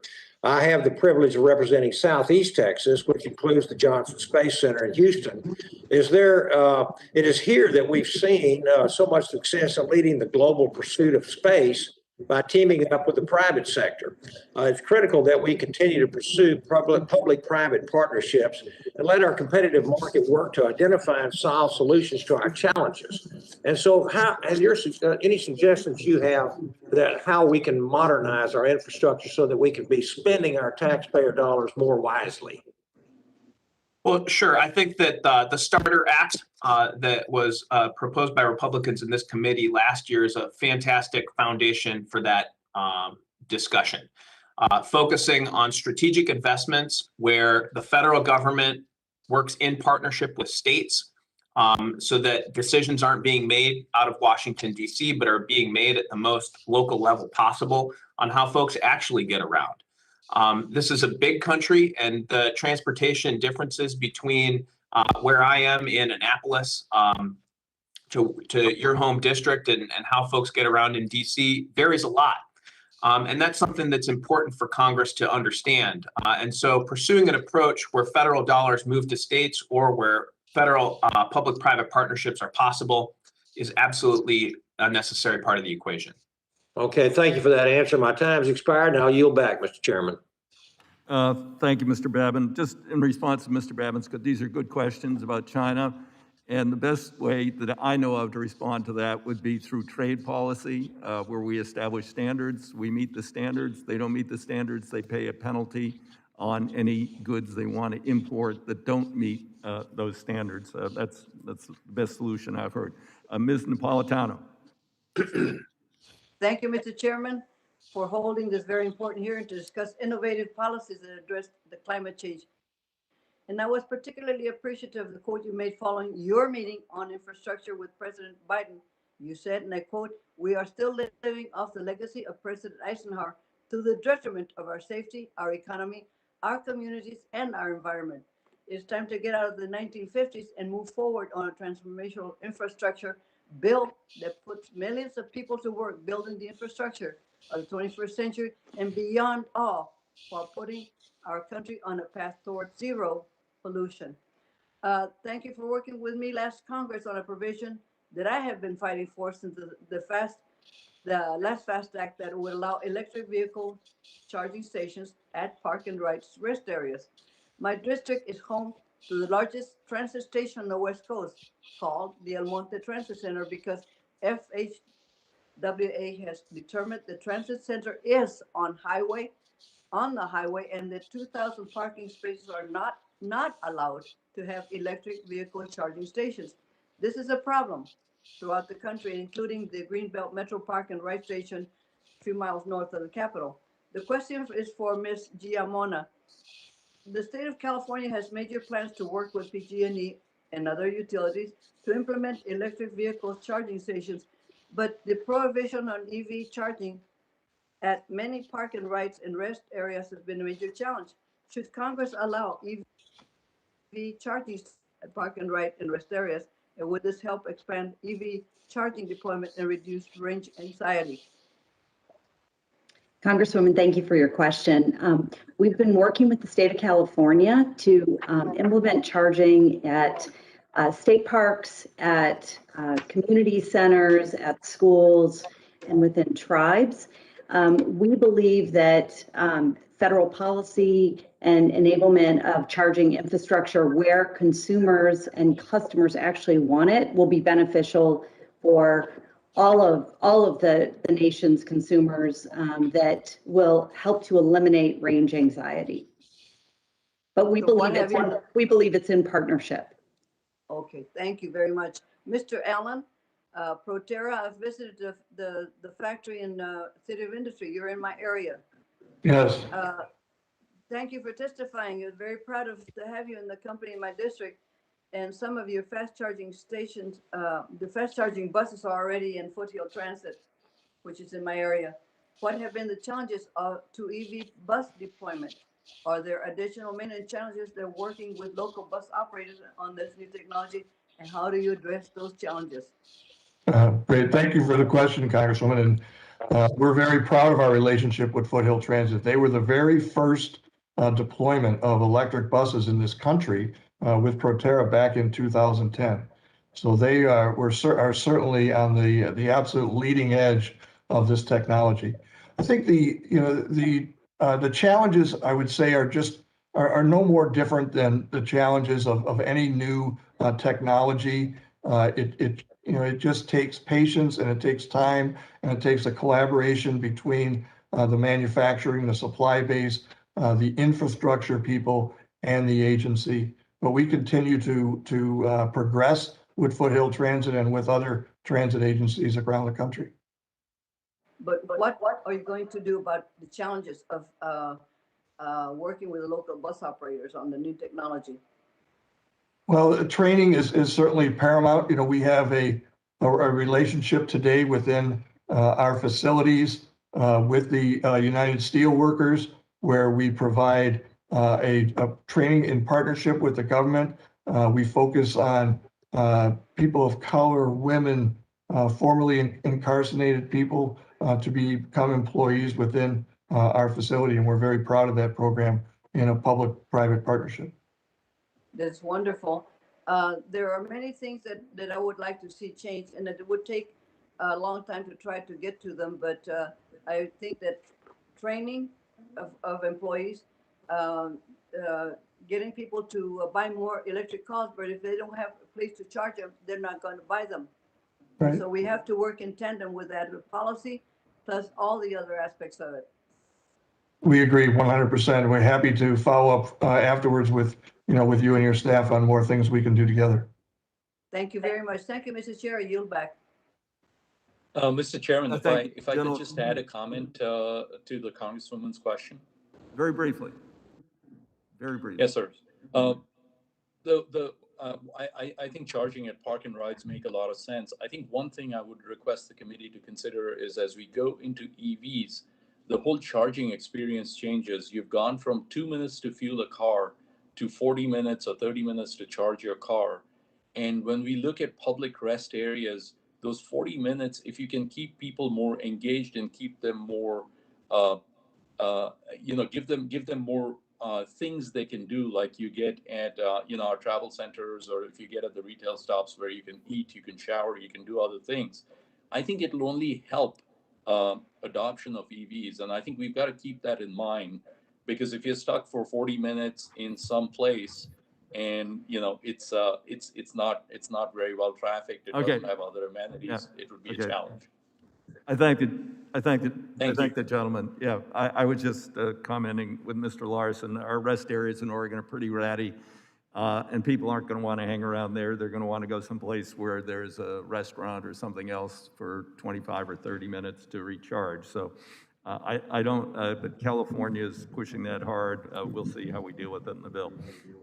So now we're back. Mr. Perry is still not here. So Mr. Graves from Louisiana. Thank you, Mr. Chairman. Mr. Chairman, first question I'd like to ask Mr. Lewis and Mr. Rudd. In 2018, we made extraordinary progress on a bipartisan basis to advance resiliency measures, to make investments in the resiliency of our communities. And by ensuring that disasters are rebuilt in a way that builds in a standard looking toward the future and more resilient infrastructure, more resilient communities. Can you talk about, you both have advocated for more resilient infrastructure, but can you talk about some of the regulatory challenges or obstacles that prevent us from doing that, or perhaps even tailoring a regulatory structure such as NEPA to the type of investments we're making, like green infrastructure investments that actually benefit the environment? Yes, I can certainly start. First, on the issue of the resilience measures and mitigation, we basically have to be able to look at future conditions that are going to be very different than the conditions that were around when we wrote the current regulations, the current standards, building codes, and even some of our tools that we use technically. They've all changed. So we need to be able to project ourselves into the future, understand not just the physical conditions, but even the users of the future, how they might change. We see things changing, for example, in the vehicle usage and sense of automated vehicles that will change even the use of parking garages and things like that. So first, we need more flexibility in our regulations and in our codes and standards that allows for that kind of future look and for more agility and adaptability. I think in terms of regulations like NEPA, the problem is the open-ended timeframes. The private sector in particular, and also especially the innovators, tend to be most frustrated and sometimes even put out of business by the open-endedness of some of the timeframes that occur. So if the legislation and rulemaking and policies can all build some more hard deadlines and timeframes into the process, or give incentives, find ways to make it more predictable, because that's what's really holding back a lot of the deployment of new and innovative ideas and technologies. Thank you. Thank you. I want to make sure we have time for Mr. I want to make sure we have time for Mr. Rudd to answer the question as well, please. Yeah. So building on what my colleague said, of infrastructure is we look at cost. So usually the elements of a bid for infrastructure are predefined, and our bid models that we use look at cost. What they don't look at is they don't look at sort of the probability weighted cost. Even though a climate event may be a low probability, the impact of it is very significant. So we need to think more holistically about the cost model and how we actually rate or include resiliency and some low probability outcomes in that. My suggestion would be to allow for non-conforming bids moving forward for infrastructure, so that people can include innovation and they can include resiliency and build a business case for it that may go beyond the current standards that we have for bidding projects and infrastructure. Thank you, Mr. Rudd. Mr. Smith, I'd like to ask you a quick question. You talked about how your company is voluntarily setting a standard for 2040. I just want to be clear, is there any government mandate or anything that you're being coerced to do this, or is this just a decision by the company? The latter. Okay, thank you. And then next question is if we're operating obviously in a global environment, as Mr. Crawford mentioned earlier, for every 1 ton of emissions we've reduced in the United States, China has increased by 4. They've increased by 4, resulting in a net increase in global emissions, and including under the Paris Accords, this is allowed.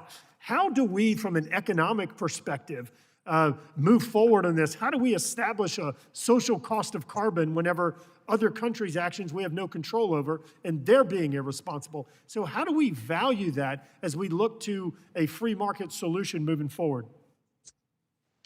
Well, I think one of the most promising areas is what Chairman DeFazio mentioned, that you might consider a border adjustment taxation, where if goods come into the United States that have not improved their carbon footprint, there's a tariff on them.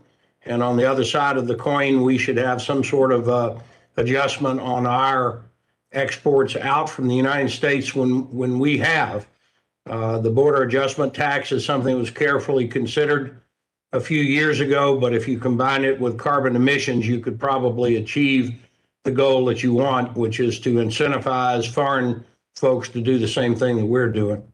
Thank you, Mr. Chairman. I do want to make note, with a border adjustment tax, you're disincentivizing or making U.S. economy less competitive. It need to be globally adopted, and I don't support that. But well, Mr. Graves, I don't agree with that, and I supported the TIACJ, and I think the biggest impediment we have to being export competitive is that we compete with people who have a value-added tax, and because of the historical trade agreements, we can't deduct our corporate income tax, and they can deduct their VAT.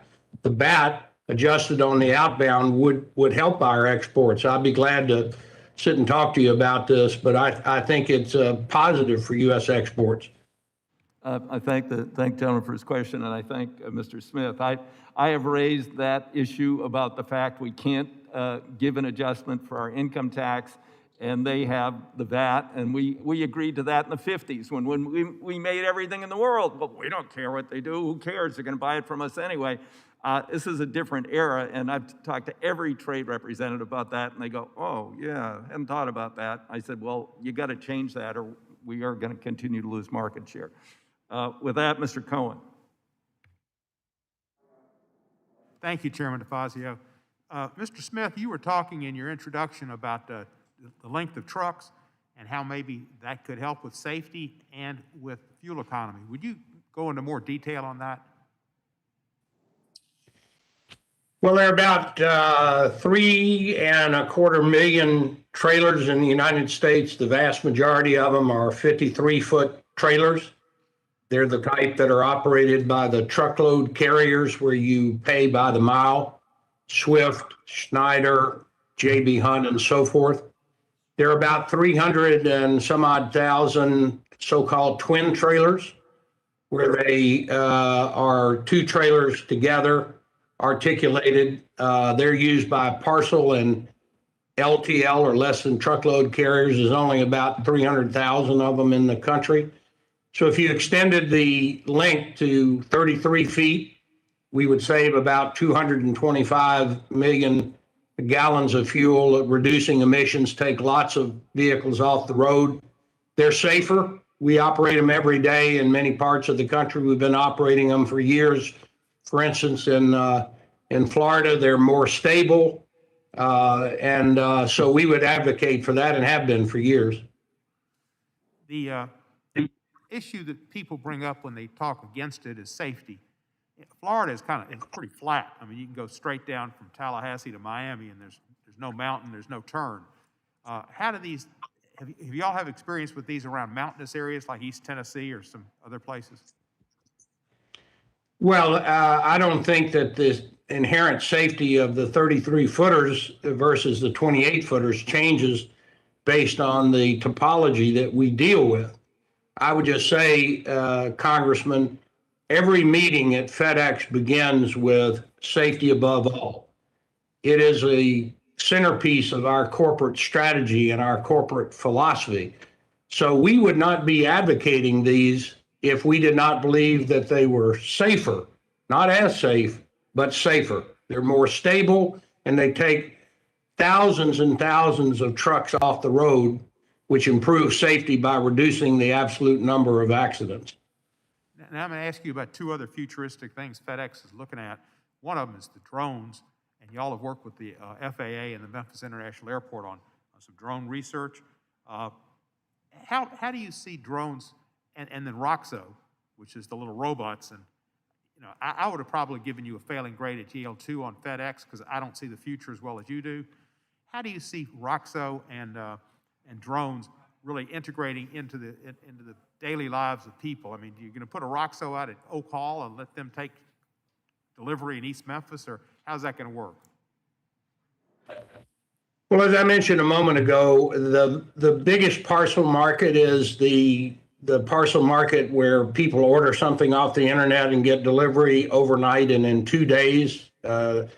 Those items are transported overnight and then they are put on route delivery networks during the day. That's what we do with 150,000 vehicles around the world. There is no way that an aerial drone or a drone like Roxo can compete with a truck and an efficient driver doing that. But for same day, let's just say a pizza, which we all get from time to time, when you order a pizza, you have a driver that is driving a 2,500, 3,000 pound car delivering a 2-pound pizza. That is something that Roxo can do at a fraction of the emissions and a fraction of the cost. So it's the same day market for aviation drones and surface drones that have huge environmental and safety implications. Well, my question is, and I'm just missing this, how does Roxo get to Pete and Sam's? Does FedEx have to take Roxo out there and drop it off, and then it goes around Park Avenue and the Dixon and all that? No, Roxo is so cheap. Think about it like the parking lot at Target where you walk outside with your shopping basket. So Target would have the Roxo's there, and when you order something from Target, a prescription, the Target people simply put it in Roxo, it goes to your house, you take it out, it goes back, and then is reused again over and over during the day. So Roxos are all going to be out there in the field. They're not going to be out there at a Central Oaks FedEx location. They're going to be more where the retail is. Exactly. They will be located at the origin of the demand, and then when you order something within a few minutes, Roxo, with virtually no fuel expended, certainly no traffic in your neighborhood of a 3,000-pound car delivering a prescription or a pizza, will come and you'll take it out of the device and it'll go back to its point of origin. Its average delivery radius will be probably about 3 miles. In 2006, you joined a group of, is my time up? Yep, sorry. With that, I'd yield and go Falcons. Mr. Boss. Thank you, Mr. Chairman. Mr. Connor, in your testimony, you talked about the fuel retailers' perspective on offering EV charging. It's been the private sector who has led in the way in the electric vehicle innovation. You mentioned that the fuel retailers are agnostic about the type of fuel they offer. Can you please expand on how companies like Pilot and smaller independent fuel retailers can help with providing the EV with making it economically viable? Thank you, Congressman Wurst. So let me start by first saying the fuel retailer's goal is really to serve what our customer wants, right? So we're highly focused on providing the service that our customer is looking for. And I'll give you a great example, and then I'll talk about how it could work in this case. About 10 years ago, biodiesel and biofuels were definitely not something that were economic and were available in the market, and our customers didn't want it. Through the correct market incentives and public policy, what the federal government enabled us to do was actually provide cheaper biofuels to our customers, which has led to significant adoption of biofuels. So, for example, Pilot next year or this year should probably sell about 11 billion gallons of fuel, and we're going to sell 1 billion gallons of biofuels, which is a combination of ethanol and biodiesel and renewable diesel and so on, which has a significantly smaller carbon footprint and does something about it now at scale, right, which is equivalent to taking 1 million cars off the road. So the way we think about it is we have to get our customer comfortable with going into the EV market. And the three legs to that. One is the cars should be cost competitive, and we're getting there, right? We're getting there very rapidly with the amount of focus there has been on batteries and EVs. The second is the functional experience should work. As Mr. Smith talked about the longer trailers, the functional experience from the car should work, and I think they do. So the third part we need to solve expediently is basically how to deal with range anxiety and provide a fueling experience that's safe and has, kind of additional attractions for our customers and does not force them to change habits. And we are able to do that, and we're fully willing to do that. But today, the economics, just like in the adoption of biodiesel in the beginning or in the adoption of solar power or wind generation, are very challenging for us to invest and be able to do that effectively. So I think the way we can really enable this is get some support from the government, not just for us, but also for the utility sector who has to provide the green power, right? Because if you're burning coal to charge EVs, we're kind of destroying the whole objective of this. But really support the utility sector and support us so that we can provide the right customer experience and they can provide us the power. And then we can, kind of eliminate that third issue we're dealing with, which is range anxiety. Hopefully I answered your question. Yes, you did. Thank you.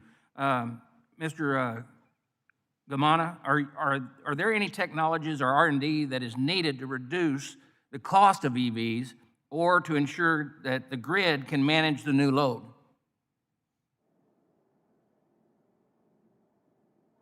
That's Mr. Gamana.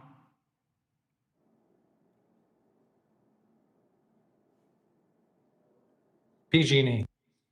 Thank you. Congressman, thank you for the question.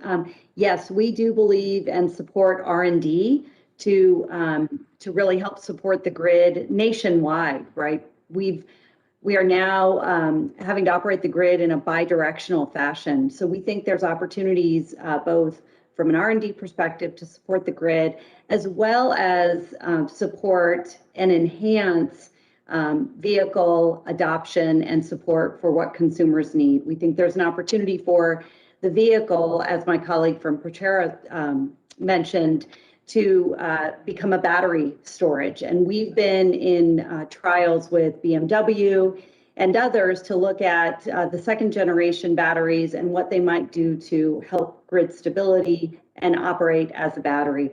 We also think there's an opportunity for electric vehicles to play a role in household resiliency in times of natural disasters, and that is vehicles with inverters. And we think that that R&D at a federal level could really help to accelerate the development in these areas. Thank you. Thank you for the question. And just one real quick question for Mr. Smith now that I've gone down to a few seconds. Is that the Eagle Globe and anchor on your tie? It is indeed. I served in the Marine Corps in 1966 to 1970. Semper Fi. Semper Fi. Thank you, and I yield back, Mr. Chairman. Thank you, gentlemen. Mr. Sires. Abio? Oh, perhaps he had to step out. Oh, is he? I'm here. All right, go for it. Can you hear me? Yep. Speak up. Mr. Lewis, well, first of all, Chairman, thank you for this hearing. It's very interesting, very informative. And all the witnesses, thank you very much for taking the time to be with us and informing us. Mr. Lewis, in your testimony, you know data showing that each dollar spent on infrastructure risk mitigation and climate adoptions pays itself back at least 4 times over. Can you speak to the impact of incorporating resiliency in current and future? And here's what I'm talking about. I see all these tornadoes in the Midwest destroying everything. And they seem to rebuild them the same way that they were built before. Not as resilient as it could be for the future weather. I know the Obama administration tried to do something about it, but I just don't get it. The other issue I'll tell you is, in New Jersey we had this Sandy storm, which cost about $30 billion in economic losses and damages, basically all along the beach, all along the shore. Yeah, people still want to build right next to it and build the same way. So can you talk about how we change that attitude? Yeah, so thank you for the question. On your first question, the problem really stems from the Stafford Act, which has been around for decades. And when FEMA responds to a presidentially declared disaster, it's written in that the public assistance funding cannot be used to change what was there before. It basically incentivizes building the same thing back again, despite the fact that it's now proven that element of infrastructure is susceptible to failure and damage when a disaster occurs. So legislation needs to be created either by just modifying the Stafford Act or by overriding it in new legislation that allows for the evolution of the building back after a disaster to include these ideas that will make something better by just an incremental few percent increase in the cost. You can then make it so that the next time the same disaster comes, it won't have the same disastrous impact. As far as your question on building back in places that are proven to be susceptible, like the Jersey Shore, which, by the way, I lived at the Jersey Shore for over 10 years. People want to live on the water. They want to Yeah, live exactly. on the water. Exactly. And I think there's only 2 answers to that. Either you need to incentivize people to go elsewhere, which is very difficult in this country in particular, but there are some programs that do that by paying a fair price to properties that are in vulnerable areas where people may be sick of having to rebuild after multiple floods, or you need to build resilience. And there are nature-based solutions, putting natural reefs or other breakwaters, using smart biodiversity type solutions like we're doing off of Staten Island, for example, which was a Sandy funded mitigation. And these are good ways to protect from the storm surge that occurs. So there are solutions that make places safer if you can't, in fact, relocate people. Thank you. I was just wondering about electric locomotives and hydrogen fuel cells locomotives. Can somebody talk to me about that? I know some of the railroad companies are looking into a lot of these electrical locomotives. Can anybody talk a little bit about that? Anyone, take a shot. No takers? Is it good or is it bad? Mr. Kono? Sir, I live in the world of trucks, but I will attempt to answer your question. Oh, okay. Well, somebody. I do think subject to what the chairman said, provision of hydrogen through non-fossil fuel based hydrogen becomes a challenge. But I think in locomotives, you actually have the ability of doing that because you're more centralized in where you fuel as opposed to trucks where you're fueling all over the country. So I think it is a problem that is solvable, but I'll be honest, I have not looked at the economics on the locomotive side and the power and the hauling side as I have looked on the trucking side of it. All right. Well, I don't have any more questions. Thank you, Chairman. Representative, can you repeat your question, please? It's breaking up. Yeah, no, I was just wondering, about hydrogen fuel locomotives. And, Representative, can you please repeat your question? Yeah, you can't hear me? Representative, please repeat your question. Albio, you're out of time. I'm sorry. Okay. Ms. Steele. Okay. Thank you very much, Mr. Chairman, and thank you for all the witnesses coming out today. We have. Representative, can you please repeat your question? Your microphone's on. Please shut off your microphone. Ms. Steele. We have heard from many experts today that market-based innovation is working successfully. In Orange County, I have been many local, small, mid-sized, and large companies voluntarily achieve carbon neutral status. California companies are proactively investing in plans to cut carbon emissions without additional regulations being enforced by government by any level. We must be careful when we talk about creating new taxes or shifting our tax code. We have seen many times that heavy-handed mandates only cause more confusion and burdens. The government is not good at picking winners and losers. The federal government must allow for flexibility, and we must eliminate barriers to major infrastructure projects by streamlining permits and modernizing the environmental review Hopefully you can process. hear me, Mr. Representative. Hold on. She is making a statement. I don't know who's talking. It's her time. I want to ask Mr. Lewis the question. What hurdles have you encountered as project manager for the California High-Speed Rail project? Have California's environmental regulations been easy to abide by since California has much harder regulations than any other state? Yes, we have been able to work with the California High-Speed Rail Authority in a case-by-case basis to evaluate the different opportunities for sustainability and resilience elements within the program. And each one can have its different challenges, especially with regard to anything that has air emissions associated with it because of the very stringent rules on air emissions in the state of California. So that's where you see the biggest challenges. But luckily, a lot of the sustainability and resilience elements that we're building into the program don't involve the emissions. And so the regulatory hurdles are easier to deal with. But it really is a case-by-case basis. And you have to be willing to think outside the box and really address each of the challenges with their own set of requirements and timeframes.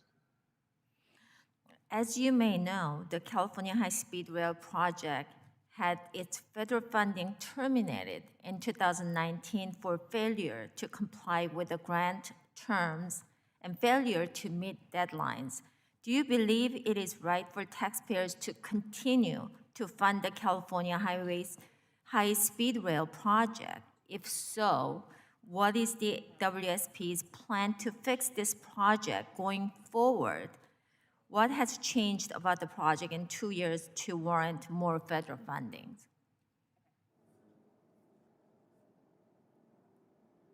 Mr. Lewis? I apologize. For some reason, I couldn't hear you until the last 5 seconds there. Can you repeat the question?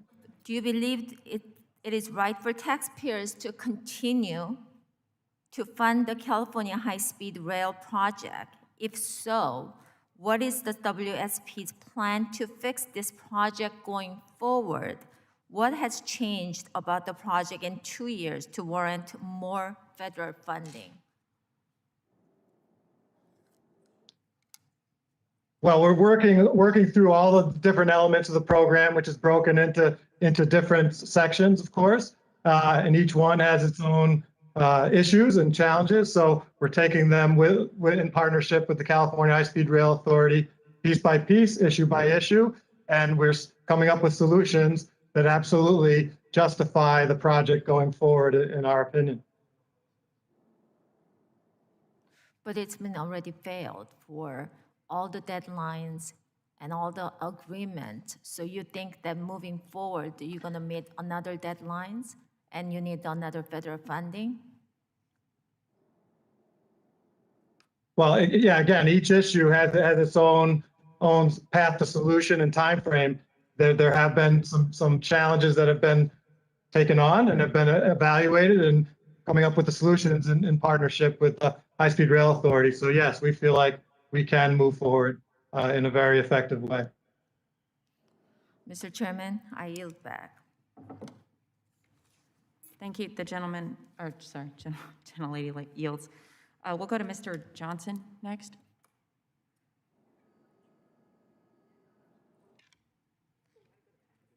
Okay, it looks like Mr. Johnson might be voting. We'll go to Ms. Titus. Thank you very much. Yeah, I represent the Las Vegas Valley, and we're thought of with lots of neon signs and glitz and glamour. You don't think of us necessarily as being out front when it comes to climate change, but that's really not accurate. We have a lot of LEED standard gold buildings. MGM Resorts has said they want to slash their carbon emissions in half by 2030. Big developments of solar power throughout the Las Vegas Valley.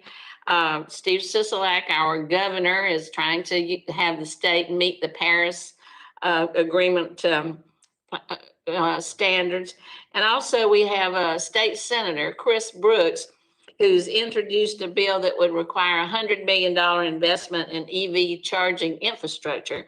But an interesting part of it is that 40% of that infrastructure has to be built in historically underserved communities.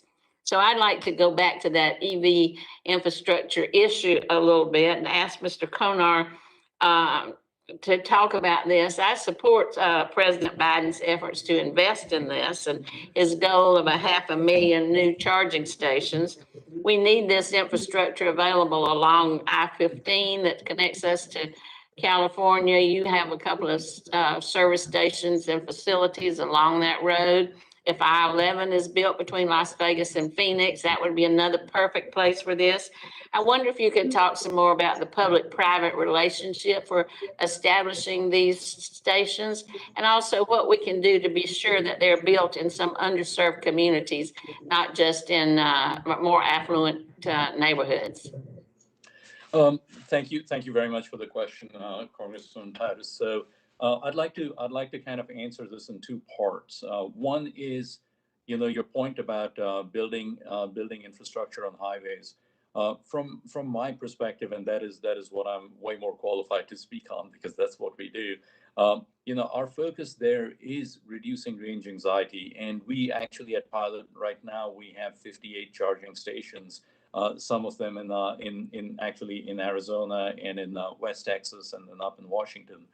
And as we looked at the data from these charging stations, what we've been seeing is that our utilization rates at these charging stations are way less than 1%. So, you know, if you build a piece of infrastructure and it's being used less than 1%, you know, as a fiduciary to your shareholders, it's very challenging to make that case. So I think the federal government coming in and assisting us, especially during these early days, where I don't doubt if you were talking 10 years from now, that utilization number would be very different. But we need to incent the customer to drive and to charge. So we want to put that out there because it's the chicken and the egg problem that we're suffering from, right? If there are no charging stations, people don't buy EVs and people don't go ahead and travel. So we really, both us and the utility sector, I think, could benefit from getting help from the federal government in these early days so that we get adoption and we get to a critical mass. To your second question, as it relates to inside the cities, that is a little bit of a different kind of issue, and maybe the lady from Pacific Gas and Electric could give you a better view on that.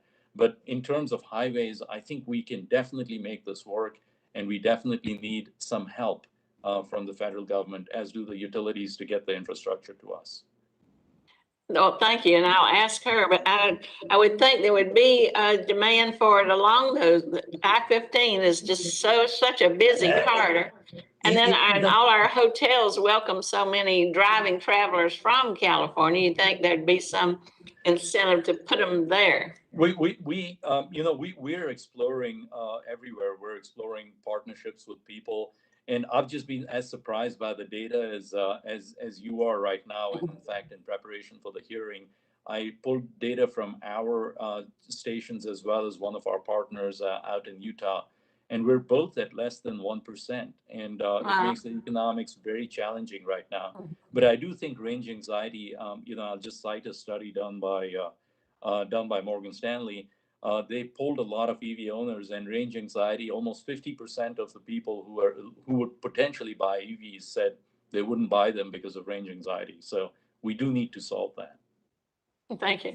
Anybody else want to comment? Congresswoman, I really appreciate the question. I would offer that in California, what has really helped the California utilities in partnership with our commission and state regulators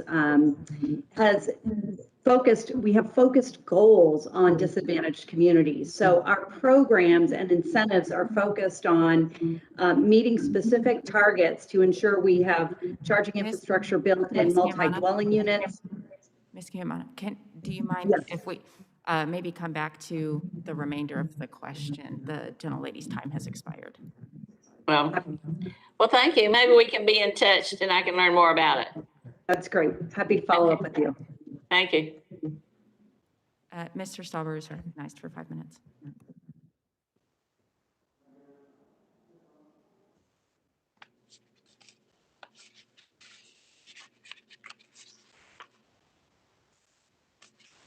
There we go. Now it's on. Thank you, Madam Chair, and I appreciate the witnesses.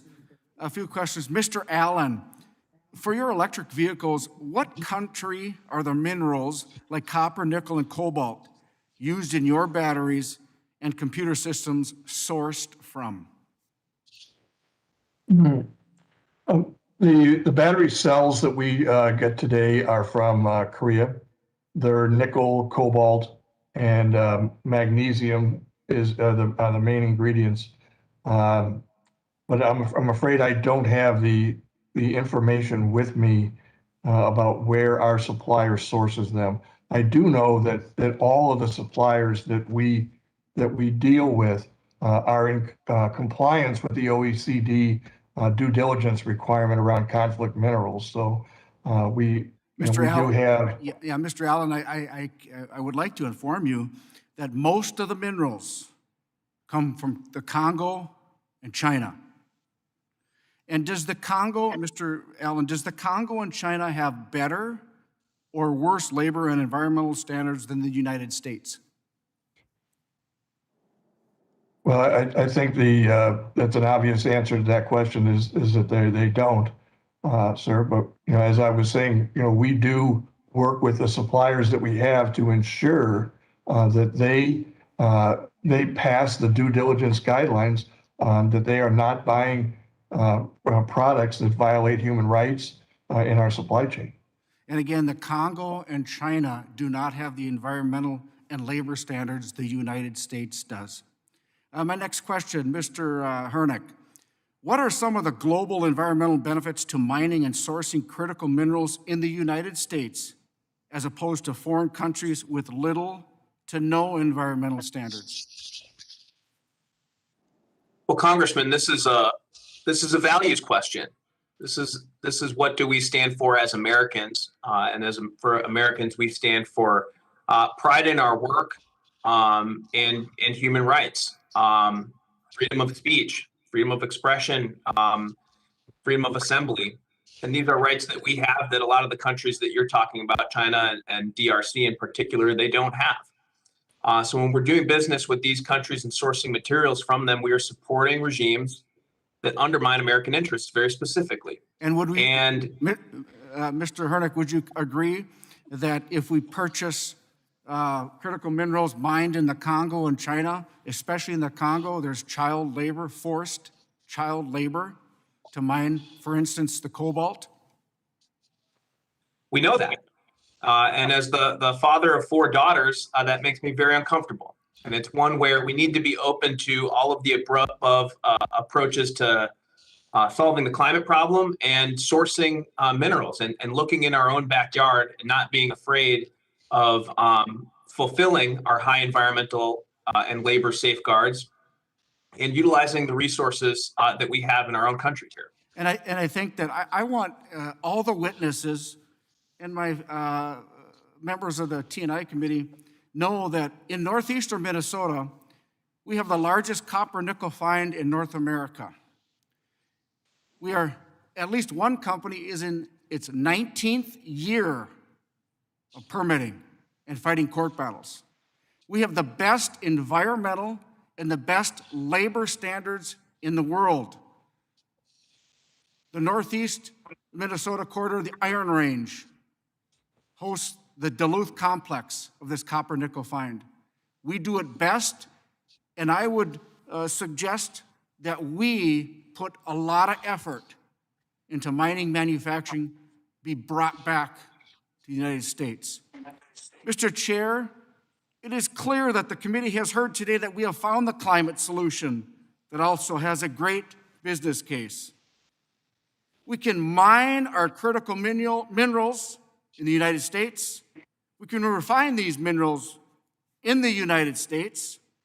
We can extract and transport our fuels in the United States and bring back building and manufacturing items of importance into the United States using the best labor standards and the best environmental standards. Nobody does it better than the United States. And the best part of all of this is that we're following our labor and environmental standards. We emit the least amount of carbon when we environmentally source it right here in our country. And northern Minnesota and the Iron Range stand ready to source these materials in an economically pristine and friendly way. The gentleman's time has I expired. yield back. Mr. Huffman is recognized for 5 minutes. Thank you. I want to thank the chair for a great hearing. It has been suggested by some, though, that just because we've begun to reduce emissions over the past decade, that we're doing just fine. And we should just pat ourselves on the back and continue business as usual. I wish that were so, but the truth is we're not doing great. We are on track to lose this climate fight if we don't dramatically change course. And just because we're finally starting to reduce emissions doesn't mean that we didn't put most of those greenhouse gases up there over the past century, and we're still one of the world's biggest greenhouse gas polluters. So the truth is we are playing catch up here. We are running out of time and we can't indulge fantasies or invitations to slow down or rest on our laurels or otherwise continue. Has left the hearing and won't be returning.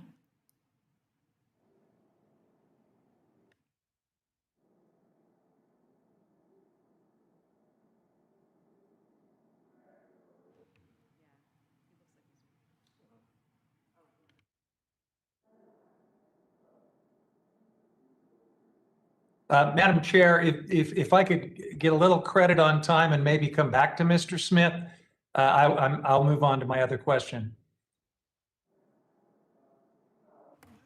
Jared, unfortunately, I announced at the beginning he'd have to leave in 2 hours, and he stayed longer than that, so he's no longer available. Well, darn, I thought I had a pretty good question for him. Let's go to PG&E.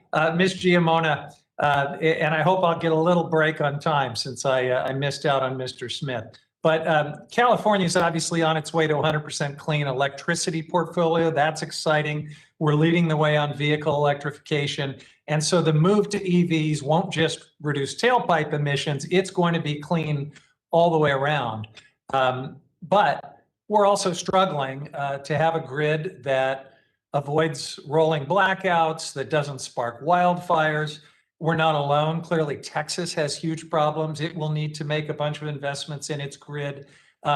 Obviously, today, in many parts of the country, our grid is not ready for millions of new EVs, adding all of that load. But we're planning for the future.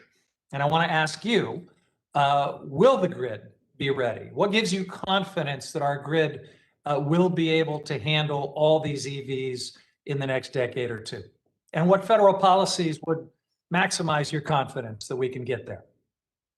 Congressman, thank you for the question. As you know, we're making significant investments in California in PG&E's grid with our system hardening, our undergrounding projects, and really in an attempt to modernize the grid to withstand the climate changes that we're experiencing in California, but more importantly, be ready to adapt for new and cleaner technology that customers want and need for the future.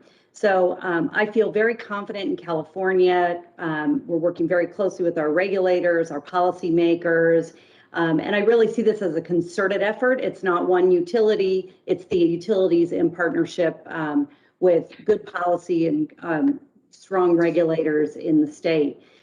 As we think about it more nationally, we're working in partnership with all of the utilities through Electric Edison Institute and EPRI to really ensure that we're taking advantage of the best technology, R&D resources out there to modernize the grids. But we are an infrastructure company. We plan that infrastructure, and I think working with third-party markets, working with customers, and really understanding what the future of energy is going to look like, coupled with strong policy, strong R&D, and strong support from the federal government, we're going to be ready for this. Thank you. I yield back. I thank the gentleman. Mr. Burchett. Thank you, Mr. Chairman. And I appreciate you bringing these folks to us. Mr. Konar, many folks think of Pilot Flying J as just a gas station company. Can you talk a little bit about some of the other parts of Pilot's business, particularly the biofuels program and the low carbon fuels? Yes, sir. Thank you. Thank you very much for the question. What I would say is, I would say Pilot Flying J is a customer service company. Our goal is to provide the on-highway drivers and who've just been amazing heroes through the pandemic as as they continue delivering goods and services, and today vaccines, as Mr. Smith talked about FedEx. Our goal is to support them in whatever way we can. And in addition to that, now Pilot Flying J has also become a center for the four-wheel customer, right? The gas customer that's driving on the road. So our goal as Pilot is to be a customer service oriented company and deliver to the customer what they want to buy, where they want to buy it, and at a price that they're willing to pay. So, when we talk about renewable fuels and when we talk about reducing carbon footprint, I think the public-private partnerships that we've talked about during this hearing, as well as partnerships between Pilot Flying J and the utilities, would be a great solution to go ahead and reduce carbon footprint for the transportation sector, right? Because the utilities need money today in order to help their infrastructure. As we discussed, it's not just the EV pressure that's going to hit the utilities infrastructure. Remember, we're trying to green the whole country, and the utilities are the one that provide power. We change industrial processes, we change boilers, we change everything. The utilities have to get the green generation and deliver the power to us. So they need help. We need help in order to get us going, because at Pilot Flying J, we're in 44 states. We've got 1,000 locations around the country. So we can actually step in there and say that, look, and our retail fuelers who work with us can step in there and say, you can drive an EV from LA to Jacksonville and not have to worry, because every 100 miles, I can get you food, I can get you Wi-Fi, I can get you fuel, I can get you a shower, I can get you an ATM machine, whatever you need, right? And I think this kind of gets lost in the mix when we talk about things like rest areas and when we talk about trying to develop new infrastructure. Our goal as a country and as a community should be to leverage what's already in place, make it attractive for the customers so that they step in and start demonstrating the behaviors we want them to, and then use all our public funds to basically bridge us to the point where this is economic and it's taken up in enough scale that we can do it with private investment. To me, that would be the perfect solution. I know it was a mix of what does Pilot Flying J do, but really, my goal here is to try to reduce the carbon footprint and use all the efforts from this committee as effectively as possible so that the right people get the right amount of support and we can move forward. Yes, sir. Hey, and I know y'all started as a single gas station, but what prompted the company to change its business model and grow over time? Was it because of government mandates or private market decisions?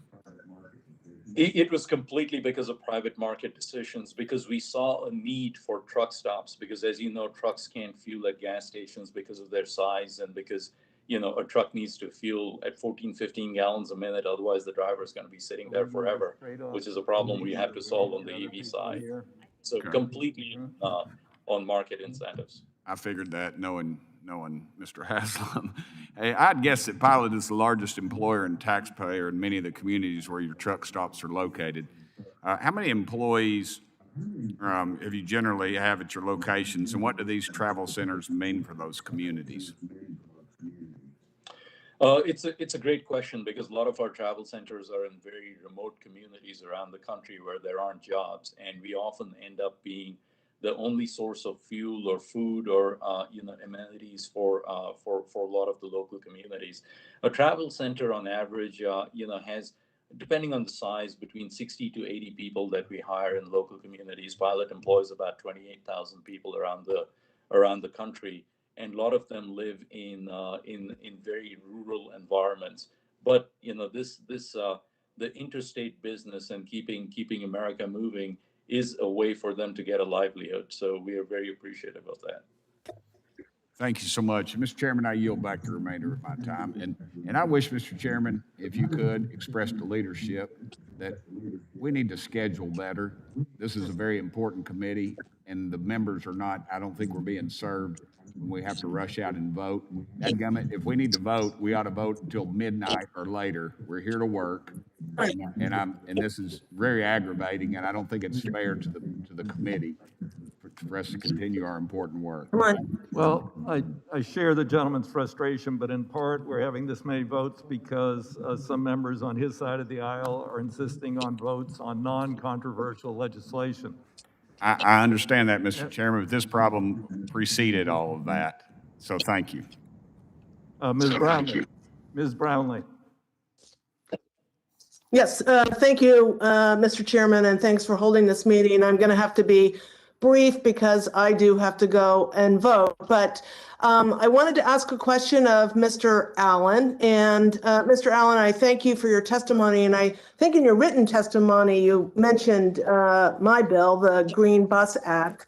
And this is a bill, as you know, that would set a national goal for zero emission buses, and for it would require that beginning in 2029, all new buses that are purchased using federal funds be zero emission buses. So I know, I know you are helping California meet its goal because this bill is modeled after what California is doing. So my question is, how can you and I presume other bus manufacturers help transit agencies across the United States to meet this goal? Yeah, thank you very much for the question. I think in my mind, there's a number of areas that the committee and the federal government can help on. The first is to increase the funding for zero emission buses through the Low-No emissions vehicle program and reauthorize that program and step up the funding. The second would be to incentivize domestic supply chain. There's an existing program called ATVM, and that program unfortunately is only allowed to be used for automotive and light duty vehicles. We would love to see that program enhanced for heavy duty vehicle suppliers and heavy duty original equipment manufacturers. And this would allow companies to invest in state-of-the-art manufacturing and build the domestic supply chain that many of the discussions today have been about, that will allow us to compete against aggressive foreign competition. This will also entice foreign battery cell manufacturers to come to the U.S. with their intellectual property and create jobs here in America. And then the last area I would say is around supporting programs for fleet electrification beyond the Low-No program, and that specifically is around school buses and municipal fleets. Today, school buses are not funded at all by the federal government. They're funded state and locally, and I believe a program to have the federal government help electrify school buses would go a long way towards our challenges on climate. Thank you so much for that. And actually, thanks for mentioning the ATVM program, because Congresswoman Dingell and I have a bill to do exactly what you've suggested, to expand that program to medium and heavy duty vehicles. So thank you for the plug. The last question, and quickly, is, I think a green economy is going to create lots of good jobs. And again, Mr. Allen, can you talk a little bit about the wages and benefits that your company offers, and how, because I think we're looking for good paying jobs, and I think in your company there are good paying jobs to be had. And they are. This is this is not what I would describe as just everyday manual labor. This is advanced manufacturing. We train our employees to be able to do very technical positions. They don't require anything more than a high school education to do that. We do the training for them in conjunction with some of the programs we have with local community colleges. And these people come to work and they make a really decent wage in both South Carolina, Los Angeles, and in Northern California. We provide our employees 401k matching, and we also provide every single employee at Proterra stock options for when we ultimately go public. Every single employee will benefit from that. Thank you so much, and I yield back, Mr. Chairman. Thank you very much. Next up is Councilmember Mast. Congressmember, excuse me.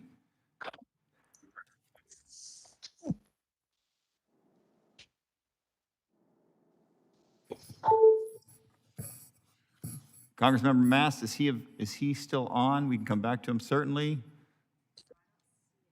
Okay. Then how about Congressmember Johnson?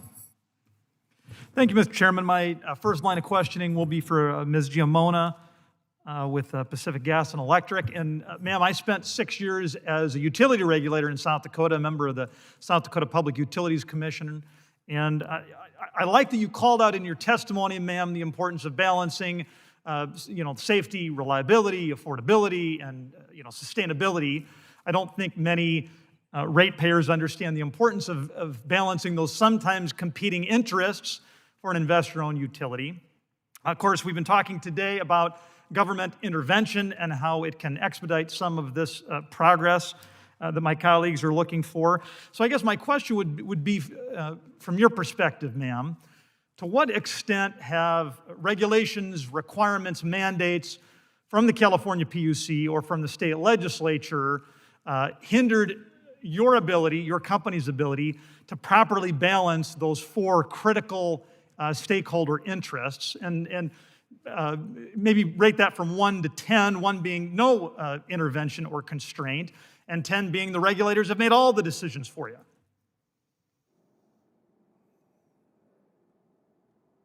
Congressman, thank you for the question. I think my opinion is it's a partnership, and our regulators in California are very focused on and have the same interests that we do, and that is providing safe, reliable, affordable, and clean energy to the consumers in California. And as such, we have, not only aggressive policy and aggressive goals, but we have been really far ahead on program design in the areas of energy efficiency, our solar incentives, demand response, community choice aggregation. We've run the gamut of energy programs, and that's really Ms. been in Giammona? partnership with our regulators. Yeah, thank you. And I do understand the suite of offerings that you all have offered and deployed some of them in South Dakota in my time as a regulator. I mean, it sounds as though you do view this as a partnership and that you largely or maybe completely endorse the regulations and requirements within California. I mean, given that, a rating on a scale from 1 to 10, I mean, how do you feel like PG&E has been able to balance safety, reliability, affordability, sustainability? I would say that, I would love to rate us as a 10. I think the challenges that we have faced are climate changes. So what we've experienced is, the climate is changing and our conditions are changing rapidly. And we, as you know, utilities are, we have major infrastructure with large cycles of depreciation. And we are finding ourselves having to be much more nimble to respond to what is now a new climate in California. So we're really working closely with our regulators to ensure that policy moves quickly so that we can act upon that policy and really act to support the climate in California. Well, and I would just, say this. I mean, clearly, I think it should be important to all of us on either side of the dais here. This issue we're talking about, clearly, we need to build systems that are increasingly environmentally friendly, that provide some sustainability. I would push back on your characterization that PG&E in California should get a 10 on balancing these interests.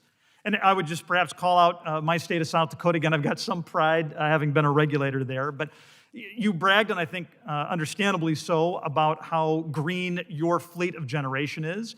I think South Dakota has a lot to brag about as well. 70% of our electrical generation in-state comes from renewable sources. But I think I'm concerned there has not been a proper balancing of ratepayer interests, the affordability issue, when y'all have made decisions. And when you look at the residential price per kilowatt hour, in South Dakota, it's 12 cents, and in California, it's 22 cents. Now, that's an overly simplistic way to look at it, I admit, but that's 86% higher. And we're 70% renewable. You say you all are 88%, and that's a great number. But, if we are going to hold up, if we're going to say, ma'am, that California is a 10, that PG&E gets a 10 on balancing affordability and sustainability, then I think we just need to acknowledge that you're willing to pay an 86% premium at the rate level to be able to secure that 10, and I just don't know that that's the proper way to balance. And with that, Mr. Chairman, I would yield back. Thank you. Thank you very much. Next up will be Congressmember Payne.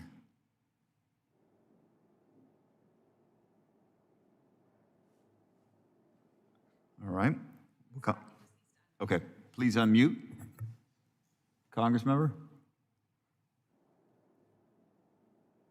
Good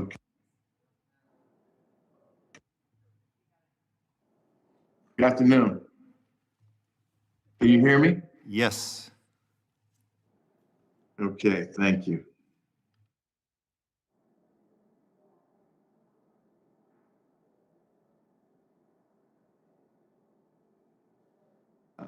Let's see, Mr. Santana, as chairman of the subcommittee on railroads and pipelines, hazardous materials, I care a great deal about the effects of rail transportation on the environment. New technologies have the potential to significantly reduce the railroad sector's carbon footprint. Other countries have recently put trains into service that are powered by hydrogen fuel cells. The United States should take advantage of opportunities to integrate innovative technologies that could provide efficient rail service while reducing carbon emissions. Can you explain the potential benefits of hydrogen-powered trains and how quickly the United States could get to a position to take advantage of this technology? Representative, hydrogen will play a role in terms of decarbonizing rail. To your point, we've seen other countries taking steps in that direction, like China, for instance, like Europe, and we should take the lead here. When we think about the roadmap to decarbonize, we could very much, as you think about batteries, where we are applying it now in effective ways into rail, you will get to that same point on hydrogen. And what you're going to be seeing is a number of these technologies permeating different industries, getting to economies of scale that will allow this to be efficient, to be competitive. So we might take a lead there. Thank you. Mr. Rudd, 9 years ago, Hurricane Sandy provided a stark reminder of how climate change can result in more extreme weather and greater harm to our infrastructure. Along the Northeast Corridor, this means that any infrastructure projects needs to consider the increasing number of hurricanes and other significant weather events. Can you explain the cost of failing to make substantial investments in the resilient infrastructure now? Yes, and building off something one of our colleagues said a little earlier was when we look at the economic cost, it really has a 4-to-1 relationship. So underinvesting in resiliency today, although it is a generalization, it comes with a very heavy cost without making those initial investments. And with respect to some of the things you're talking about, it gets back to the point about thinking about our procurement model and building into the procurement models for future infrastructure the opportunity to build in innovation and to build in the cost of resiliency and evaluating that in the low-cost models that are currently used to make those infrastructure decisions. Thank you. Also, Mr. Rudd, it goes without question that the public and private sector must work together to meaningfully address the pressing issues around climate change. How do you envision the roles for the public and private sectors in creating a climate-forward model of infrastructure investment and construction? Well, again, when we look at the infrastructure investment that's required, one of the largest challenges is going to be the funding itself and the capital improvements. And so as we look forward, there are economic opportunities to improve that infrastructure that the private sector would be willing to participate in and willing to fund. And my suggestion would be that, as part of the infrastructure bill, you look for opportunities to de-risk those private sector investments and to lower the cost of capital for those fundings, effectively creating an opportunity for a higher return or an appropriate market return for that private investment. There's so much capital is required for this. I think the only way that we can move forward successfully at the right pace is to provide an incentive so that there is public capital and private capital coming into these infrastructure investments. Thank you, Mr. Rudd. I appreciate that outlook. And with that, Mr. Chairman, I yield back. Thank you very much. Next up is Congressmember Nels. Thank you, Chair. The U.S. has led the world in reducing emissions for 2 years now, and this largely has been due to the wider adoption of natural gas. Refrigerated methane, more commonly known as liquid natural gas, has the potential to continue the American energy revolution, reduce dependence on foreign energy sources, and continue to help our environment. I have two questions, and my first is for Ms. Giamona from PG&E. In February, in my home state of Texas, we saw the tragic consequences of becoming overly reliant on certain energy sources. What role does fuel diversity play in ensuring that we have a reliable and resilient grid?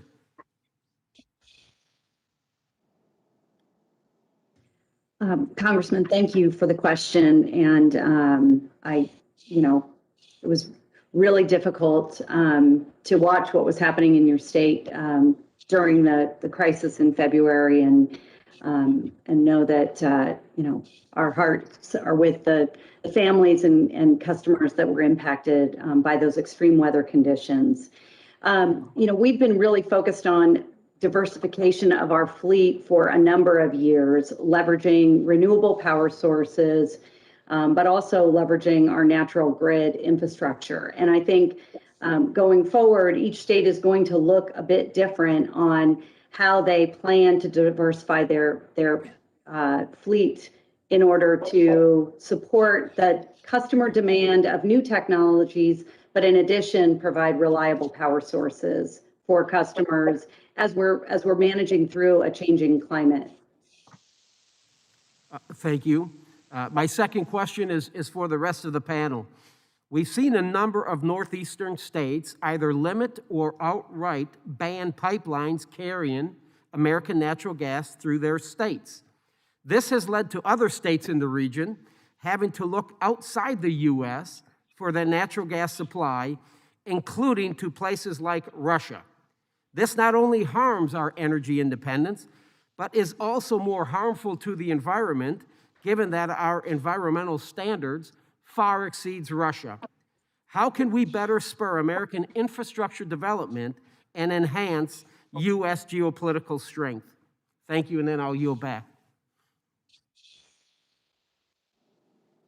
Congressman, this is Charles Hernick with Citizens for Responsible Energy Solutions. I'd like to jump in on that. I think that your point underscores the need for an all-of-the-above approach to energy. That includes oil and natural gas. And it includes, some of the other technologies that we've talked about here. Very specifically, as it relates to, we need to create opportunities for fuel switching. One of the easiest ways to do that that's not been mentioned, we've spent a lot of time talking about switching to electric vehicles, but emissions can be reduced quickly and at a cost savings to school districts, municipalities, by switching from diesel to propane, just as for example. So there are very important areas where we can reduce emissions now, create cost savings now. It doesn't need to be always a trade-off between reducing emissions and high economic costs. There are ways to do this in a way that create options for customers, create options for states and municipalities, and reduce emissions quickly and really improve livelihoods for people instead of waiting for that more expensive option that may still be a little further down the road. Congressman Mills, if this is Shamik Konar, if I may just add to that, this is a great point. The renewable fuel standard, which has been in place, which has been enhancing the use of biodiesel and all the biofuels, is something that works today. And as we think about policy for reducing our carbon footprint, we should look at everything that we have at our disposal, which is a great point Mr. Hernick makes, which is that we can still bridge our way to EVs being adopted, hydrogen coming in, going from 1% utilization to 30% utilization. By continuing to push the things that work today, to your point about natural gas, we can be doing that today while we wait for our future, because just waiting for the big bang costs us time. And all of these things will take a substantial amount of investment, and that takes time. If I may just offer a contrarian view that, today, the school buses don't require a truck stop in order to be refueled. They go back home every every day to their own spot. The total cost of ownership for school buses to be all electric is there today. There's really, in my mind, no need to make an interim stop at propane. The economics for electric school buses is viable today. No, that's a, Oh, it's. thank you very much. We're We're out of time on that, for that 5-minute period, so we'll move on to the next member to ask questions. Thank you, gentlemen. I yield back. The next questioner will be Congressmember Lowenthal.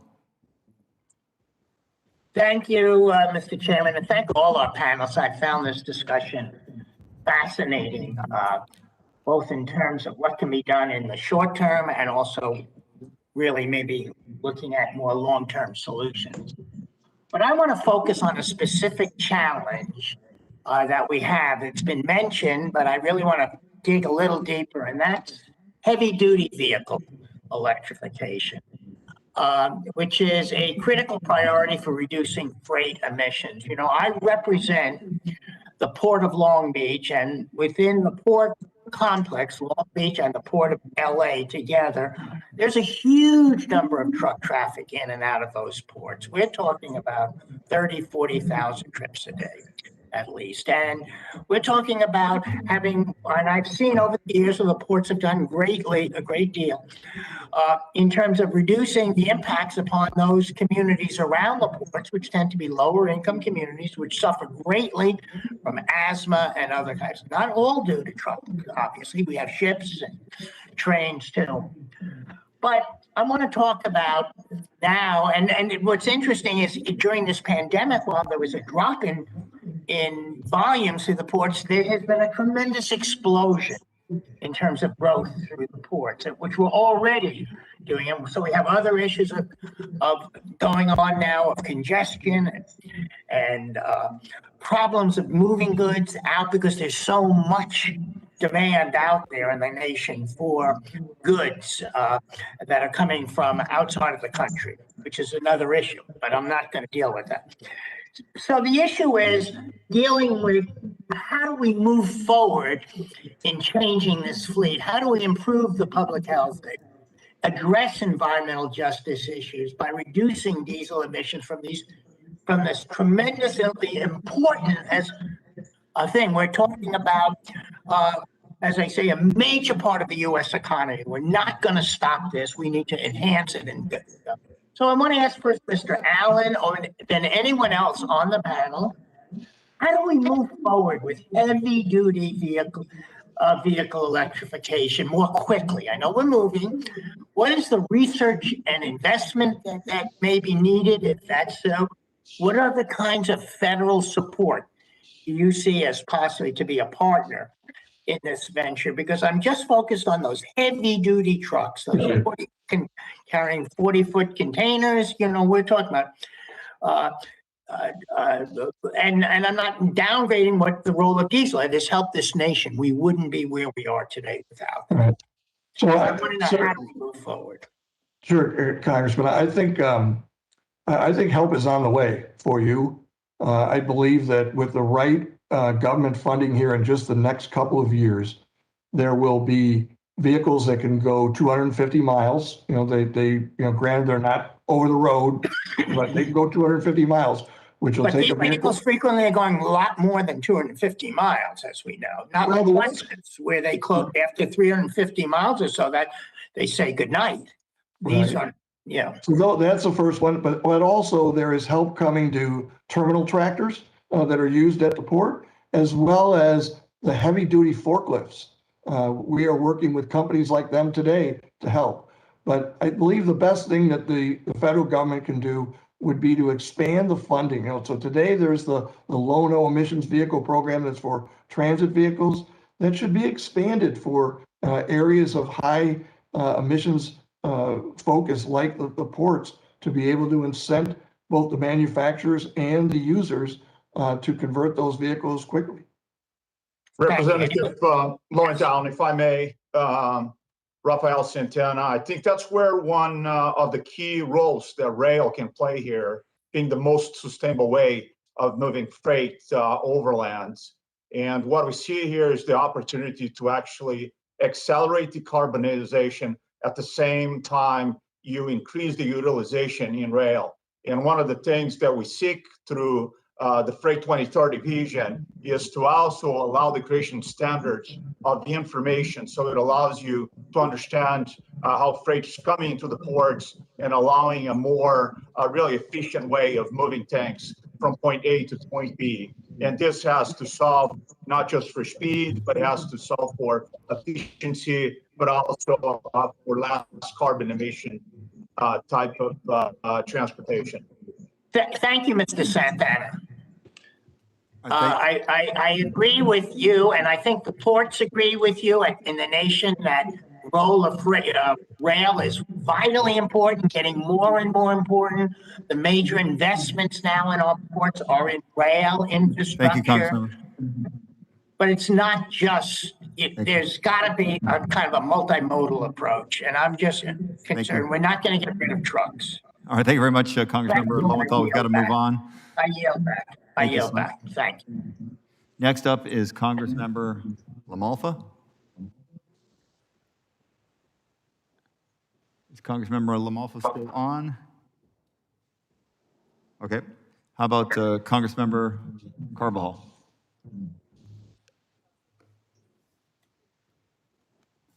Thank you. My question is to Ms. Giammona. We know the transportation sector is a large emitter of harmful greenhouse gas emissions, and sourcing for fossil fuels has led to significant environmental damage to our communities. I happen to represent the Central Coast of California, and in Santa Barbara County, our community has seen firsthand the devastation oil drilling inflicts to our environment and local economy. Not only did the 2015 Plains All-American oil spill harm wildlife in the region, it cost us over $90 million to clean up the area, not to mention the negative impact to our local economy.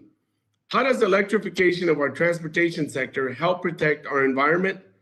And can you also walk us through the economic benefits and jobs associated with moving towards electric vehicles?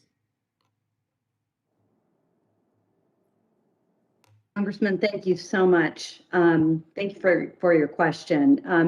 You know, as I stated in my opening statements, our domestic produced clean energy is 88% GHG free. So, you know, we have really focused on, as we're, you know, using more renewables, really moving to cleaner technology to really reduce greenhouse gas emissions. As it relates to the economics of EVs, this has an opportunity to create many jobs and many jobs across the nation, both from an infrastructure standpoint, from a technology standpoint, and certainly at the vehicle level. So, you know, in California, what we've seen is a tremendous opportunity for growth of employment to support this new technology. And in particular, at PG&E, we've partnered very closely with the IBEW and ensured that we're using our, you know, great labor force that supports our current infrastructure to really support this new technology and growth within California. Thank you very much. Mr. Allen, expanding access to electric vehicles also requires an expansion of our charging stations and hydrogen fueling infrastructure. HR 2, the Moving Forward Act, that I and my colleagues on this committee helped write under the leadership of Chairman DeFazio, included several provisions to build infrastructure for the 21st century that includes electric charging stations and hydrogen fueling infrastructure. In building out this infrastructure, how are we ensuring all Americans are benefiting from this, especially communities that have been traditionally left behind? Thank you, Congressman. You know, as we got into the electric vehicle transit bus business over the past number of years, the biggest impediment for agencies to put more electric transit buses into service was the infrastructure.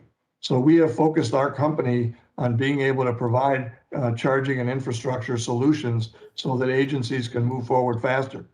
these charging stations are open source. So not just can they be used by a transit agency for their buses, but they could also be used for municipal fleet vehicles, and even depending on how they're located, could be used for the general public. And we believe that that is a big enabler to be able to provide charging and infrastructure in all communities, but especially ones that are typically not served by infrastructure. Thank you. Mr. Konar, what is the importance of leveraging the private sector to achieve the electric vehicle charging goals that President Biden laid out? And how can companies like Pilot, Flying J, and other fuel retailers be part of the solution? Thank you for the question, Congressman. I would say the private sector has already invested a substantial amount of money. For example, if you look at Pilot, we have over $10 billion invested in creating an infrastructure where people currently fuel today. So leveraging that infrastructure gets you to the answer a lot faster than trying to replicate that infrastructure. So I think what the federal government should do, and I think will be helpful in reducing our carbon footprint, is allowing us to bridge our way from where the uptake of this technology is today. As I'd mentioned before, less than 1% usage on our interstate chargers, to a point where it's economically feasible to do it, but everything else works, right? We've got the locations, we've got the investment, we just got to offer them a different fuel. And we are fuel agnostic. We're a customer service company. So we need to make sure that our customers are getting the service they need so that they buy more of that fuel. And it's a self-fulfilling prophecy. Thank you so much. Thank you very much. Mr. Chair, I yield back.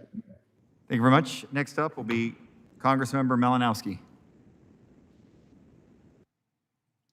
Thank you so much, Mr. Chairman, and thanks to the witnesses for very, very interesting presentations. Let me just start by laying out the proposition that the transition from fossil fuels to clean energy is possibly the most significant predictable economic transformation the world has ever seen. It's something that should happen, in my view, but just as important, it is happening and it will happen. And therefore, it is in our economic interest as a country from a competitiveness standpoint to get ahead of it and to lead it. Let me maybe start with you, Mr. Allen. Is that general statement something you would agree with? I absolutely agree that. I think that the policies of the government here are, is an important factor in shaping the carbon emissions reductions in this country. You mentioned in your written testimony that there are just over 2,700 zero-emission transit buses on the road in the United States, but in China, you noted there are 450,000 EV buses. As I hope all of us know, China is by far the largest producer of solar and wind energy, holds 3/4 of the world's manufacturing capacity for lithium-ion battery cells. In 2013, we, the United States, had 5 times as many electrical vehicles as China. Today, China has twice as many as the United States. Why is this happening? Is it because the Politburo of the Chinese Communist Party had a meeting and decided that they like trees more than jobs? Are they, all tree hugger Green New Deal? Is that what's going on? Or are they trying to win a race to the future? I believe that, in my opinion, they're trying to win a race. I believe they have incentivized or they have driven this through a combination of incentives and mandates, and they want to be the world's largest producer of electric vehicle technology.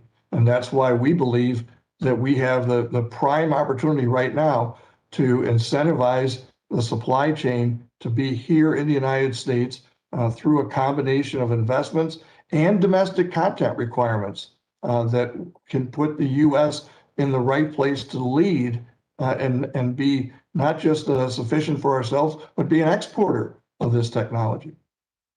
Well, fantastic, and I'm glad that your company is is leading the way in terms of manufacturing battery systems and other critical components of this in the United States.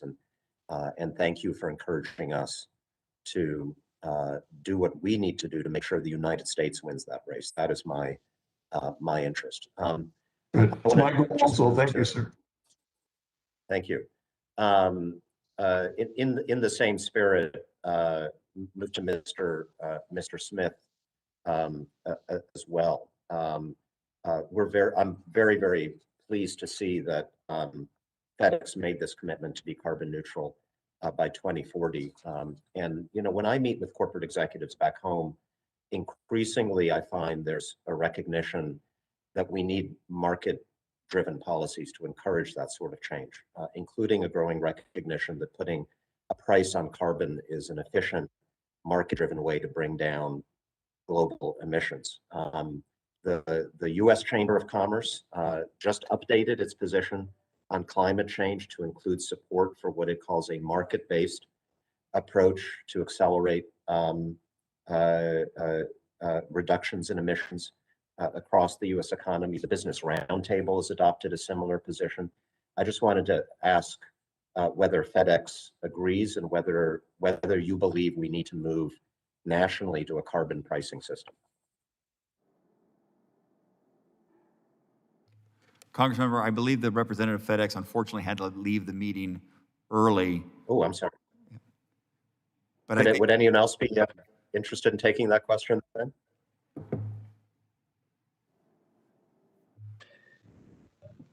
I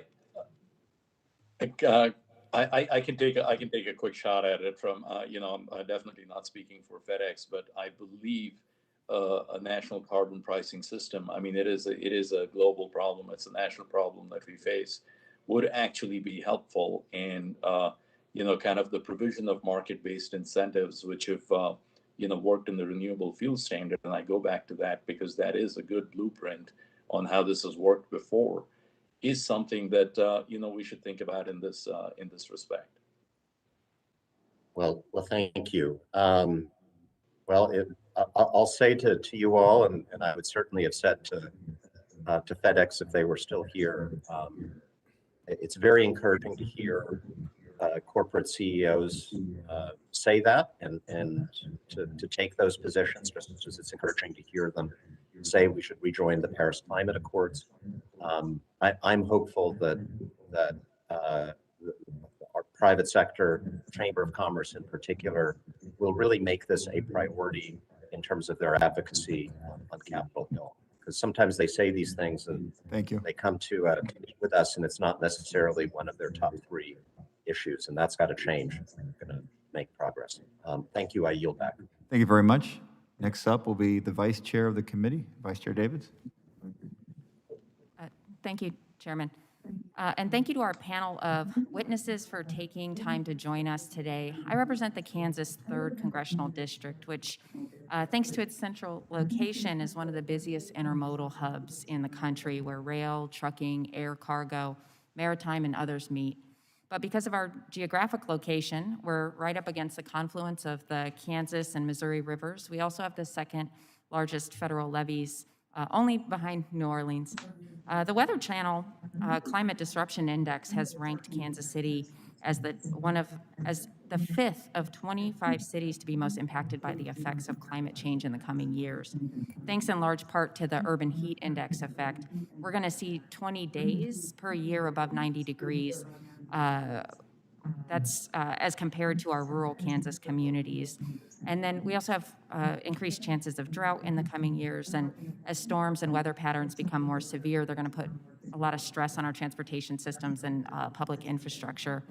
And I think that we've heard a lot about how we can address all of these things here today. And during the 2 years I've served on this committee, I've been fortunate to see the ways that the folks here today in your sectors are responding to this existential threat.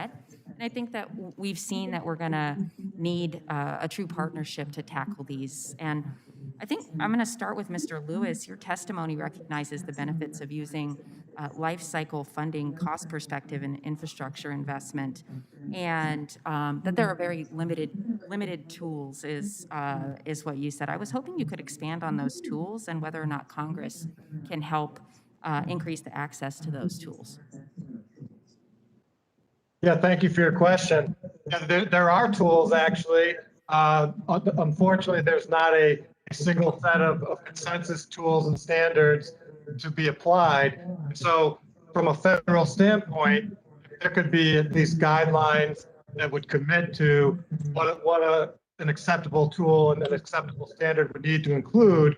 Then you wouldn't have this problem of multiple different sources and organizations putting out their different performance metrics and approaches. The American Society of Civil Engineers is currently working on a standard for sustainable infrastructure that should come out at the end of this year, which will be an ANSI standard. That will help. There's a tool called Envision that the Institute on Sustainable Infrastructure has developed and basically takes a life cycle approach that includes both sustainability and resilience. So it goes even beyond like what LEED does for buildings.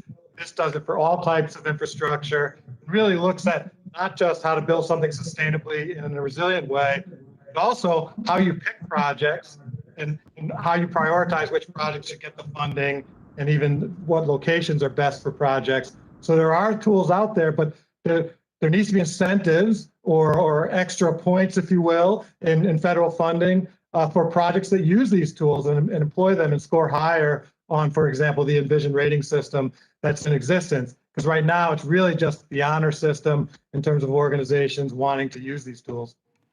Thank you. And I think that's a great segue to Mr. Rudd. I'd like to hear a little bit about the, you mentioned probability weight of cost and having cost models that rate probability cost as we start looking at projects. And I'm curious if you could maybe expand on that, and as we talk about what tools are available, how you envision that being used. Certainly. And really this is building off what Mr. Lewis explained, which is when you're looking at the models that are used to ultimately determine or choose the projects that will be invested in terms of infrastructure, we typically look at what is the lowest cost model defined around a certain set of parameters for that infrastructure. And as Mr. Lewis pointed out, what we want to do is we want to actually change that scoring system. So in that procurement process, we're not simply looking at cost. We're also looking at the measurable outcomes of resiliency, the measurable impact on the environment or the emissions, the measurable impact on the community itself in terms of the health and safety of the community. So it's effectively expanding that scoring system to not just look at the lowest cost option. And included in that is also looking at innovation. There is a lot of times in these models, innovation is ignored. I'll give you an example. There was a large tollway project that was being evaluated. And in terms of noise reduction for the communities around it, they had to look at retaining walls to do that, a traditional way of insulating against noise. The alternative was to use low noise asphalt. It would have reduced the cost by 30% of the project, but ultimately it was not within the bounds of the standards of that procurement. And so it was not part of any submission that was made. So it's really opening up the standards so that you can consider these other alternatives other than cost. Thank you, Mr. Rudd. And Chairman, I yield back. I thank the gentlelady. Mr. Mast. Brian, are you available? Yep, okay. Can you hear me, Mr. Chairman? Yep, go ahead. All right. Look, I think there's been a lot of ambitious talking today about electrification, and I'm not saying that in a negative way. Probably all of us as parents, if we're parents, none of us would encourage our kids to strive for anything other than something ambitious. That's hopefully what defines us as Americans, is that we look to be ambitious about the things that we do. But I want to ask some specific numbers because this relates to everybody. As we're looking at the source of electrification, which is having the power to whether it be a UPS or a FedEx truck or some other delivery vehicle or somebody's home. And so the questions are going to be geared towards you, Ms. Giamona. As we look at some of those costs, obviously we can see variations in when we look at fuel costs based upon global geopolitics and what's going on. We can see fluctuations. But as we look around domestically, we also see various fluctuations in the cost for electricity, just domestically. And obviously, wind is better in some places, sun is better in other places, different forms, nuclear power in other places and other things. But can you speak to how do we work to ambitiously get our average cost per kilowatt hour down? What is the best form of electrification in some places that we're not looking at? Do we need to look at more nuclear, whereas you've seen the prices skyrocket in countries like Germany because of their move away from nuclear? I don't have a bend on that. I'm using that as an example. I look at some of the averages, and I'd be lying if I said I knew all of the inputs that the communist parties put into subsidizing their electricity costs. But Russia being an average of 6 cents per kilowatt hour, China listed as an average of 0.8 or rather 8 cents per kilowatt hour, US on the average of somewhere around 13, 14 cents per kilowatt hour, California being up in the 20s, Florida being down in around 10, 11 cents per kilowatt hour. How do we ambitiously get to being at 5, 6 cents a kilowatt hour? Congressman, thank you for your question. You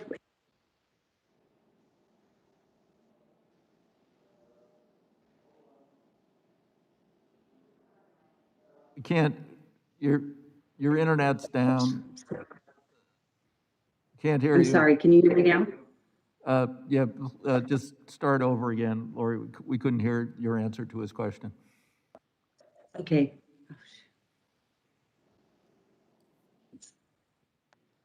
Perhaps you need to shut off your video. Okay, can you hear me now? Yes. Yes, ma'am. Great. Congressman, thank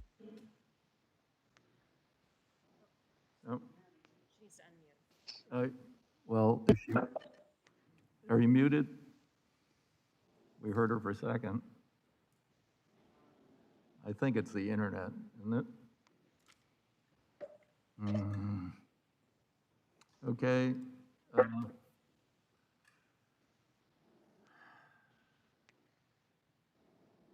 We figured out what it is? Is it on her end or is it the?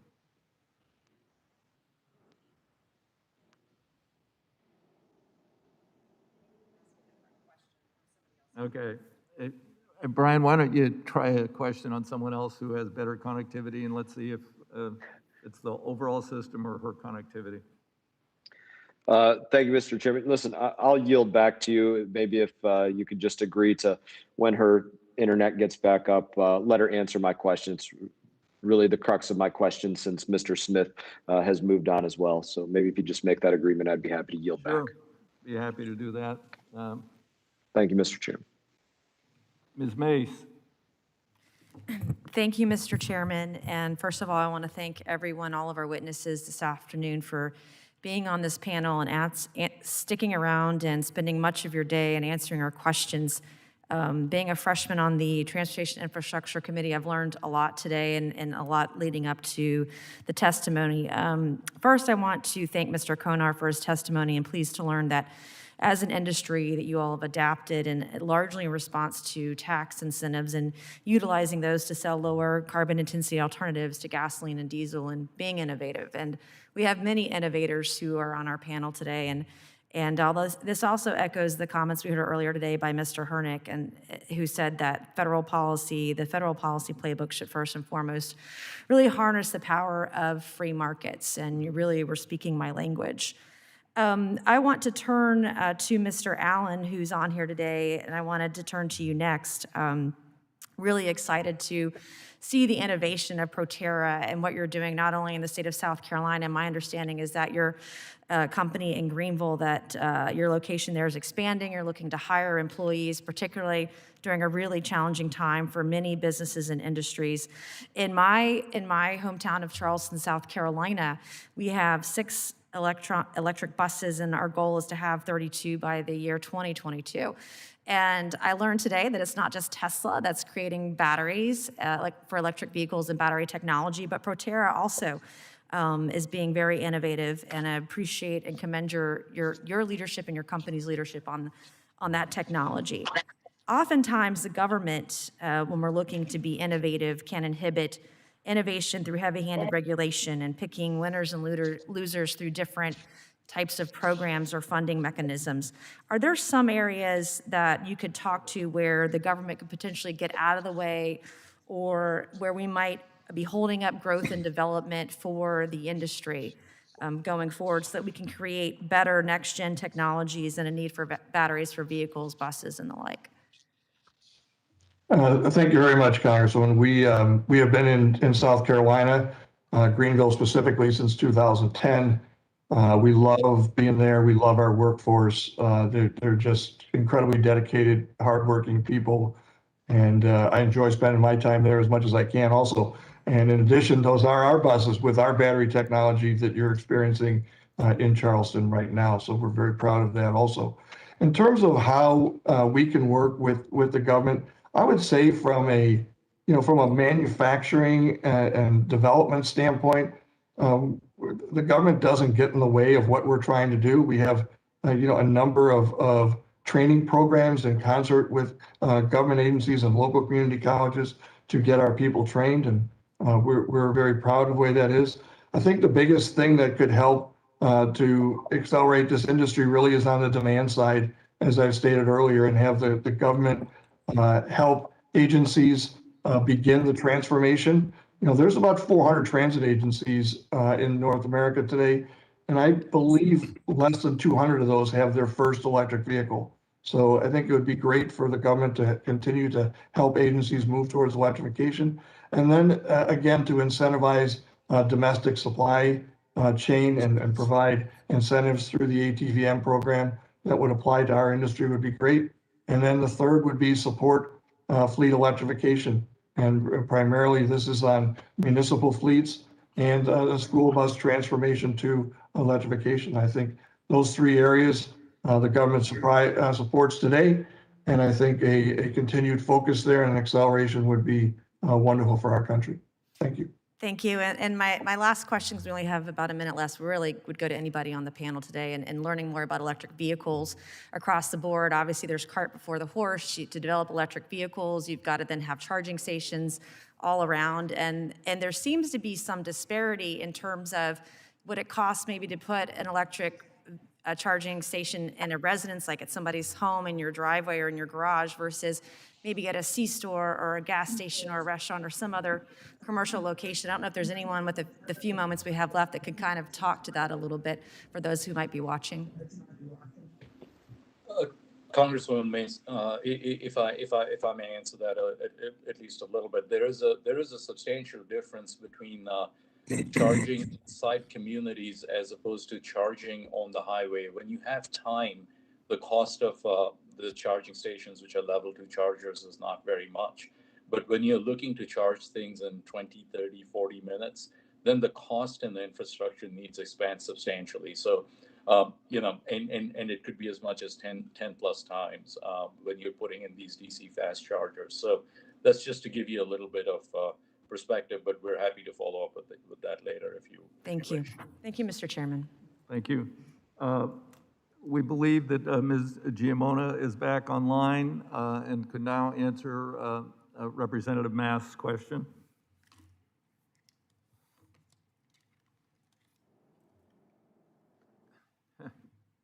Ms. Giammona? I'm listening. Yeah, I know. We're waiting. We were told she was back online. Thank you. Can you hear me now? Yes. That's all we ever get, though. She says that, and then it goes down. Okay. Sorry. We'll try again in a minute. Okay. Can you hear me now? Yes, we hear you say that every time, and then it goes away, so keep talking. Okay. All right. Well, thank you very much for the question. We believe that rates determined by commissions are really what are going to help the issue of affordability.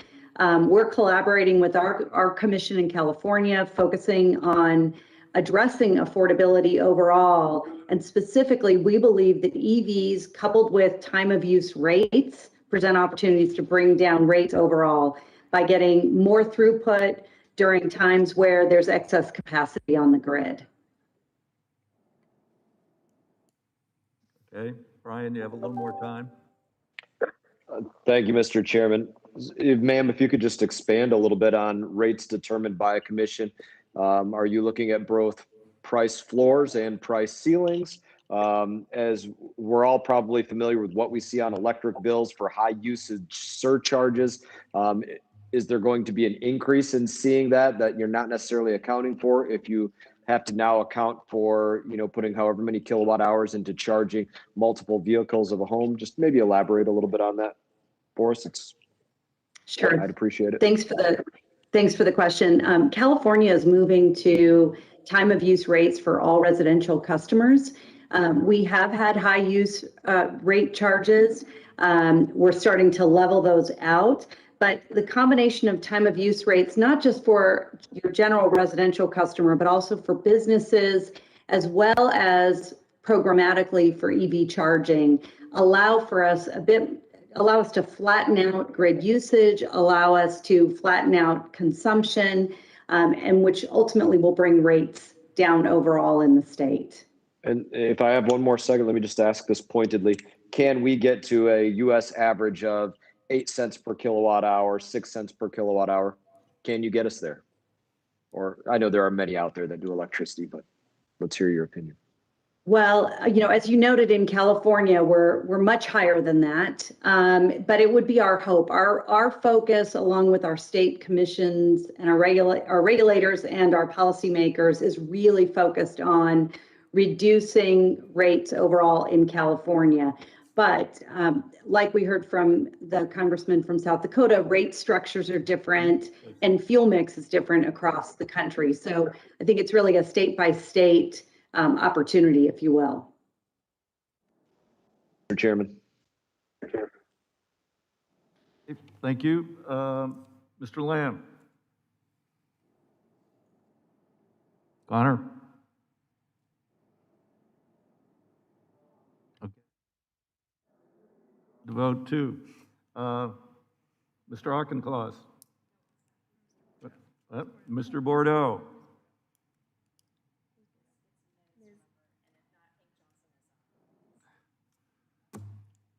Mr. Desaunier.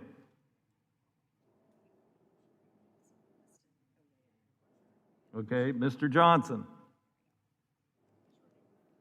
Thank you, Mr. Chairman, for holding this very important hearing. And I want to thank the witnesses for sticking it out with us. It's been a long hearing, some interruptions, but we appreciate you all very much for your testimony.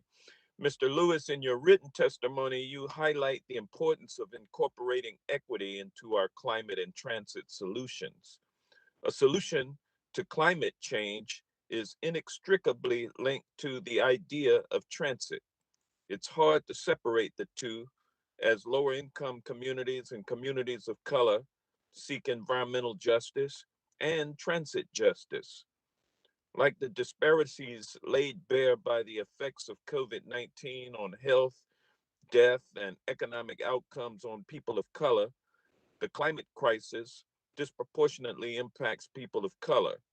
What is your opinion on the issue of climate solutions being race conscious? Yeah, I think absolutely there is a connection. It's been shown, whether it be COVID or it be other urban challenges in particular, that there is a disparate impact on the more disadvantaged communities, which tend to be populated by people of color. These are also communities that tend to have more industrialization around them, happen to be usually more in the flood-prone areas, closer to the waterfronts and coastal. So that there are several factors that all work against these highly vulnerable communities. And so that's why when I talked to my testimony about meeting these communities where they are, you need to understand what they're dealing with, their physical issues, their environmental issues, their social issues. You need to reckon with the past that they've had to deal with, their realities, before you can get their buy-in on the solutions, whether they be transit solutions or they be other solutions like distributed energy, solar in their neighborhoods, things like that. So you can understand how they're viewing things, and then work their ideas and their perspectives into your solutions. But transit is a great example, especially in urban environments, of a way you can do that and get better mobility for these communities, which gives them more opportunity, gives them more access to jobs, and is a virtuous cycle. Thank you.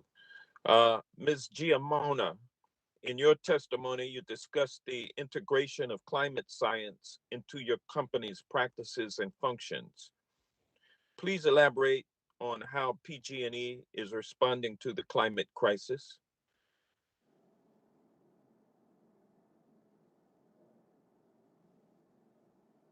Ms. Giamona?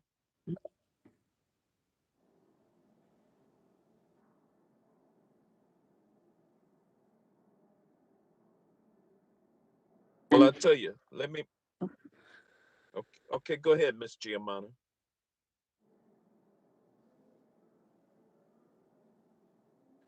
Well, let me move to Mr. Santana. Mr. Santana, last week, the rail subcommittee discussed the climate solutions that a robust freight rail network presents to us. What commitments are your companies making to ensure that worker protections are central to climate goals?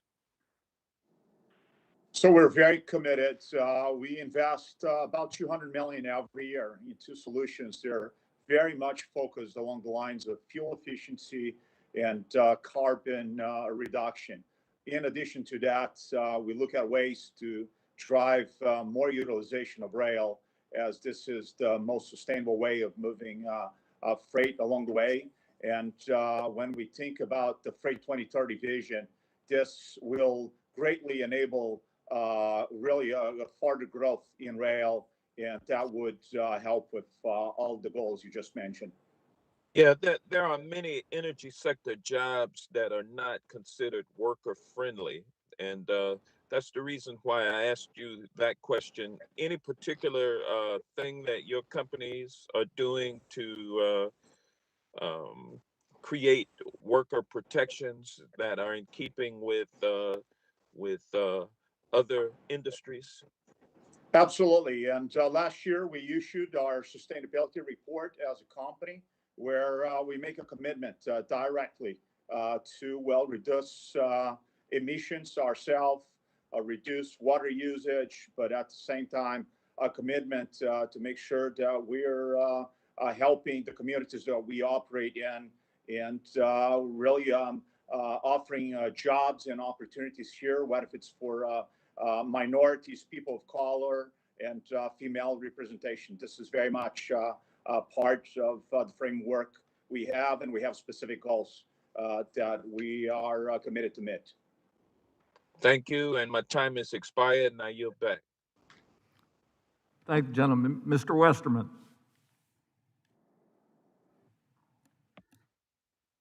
It's not coming on, Mr. Chair. Oh, I guess it is. The light's not working. Thank you, Mr. Chairman, and thank you to the witnesses for your testimonies today. Mr. Smith mentioned that FedEx's investment in the Yale Center for Natural Carbon Capture, which partners with the Yale School of Environment, where I attended long ago. From the front page of the center's website, it states that emissions reductions are crucial, but alone are not enough. I couldn't agree more, and that's why I've proposed proactive natural solutions like the Trillion Trees Act that would restore our forests, promote reforestation, promote innovation, and promote market-based solutions for wood products. Mass timber construction is a relatively new innovation that has many environmental benefits and benefits for rural economies.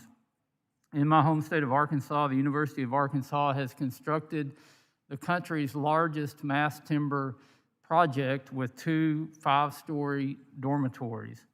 That project is soon to be dwarfed by Walmart's new 15,000 employee corporate headquarters that will also be constructed with mass timbers. Yale School of the Environment researchers recently published a paper in the journal Nature Sustainability titled Buildings as a Global Carbon Sink, and I ask unanimous consent to submit that to the record, Mr. Chairman. Thank you.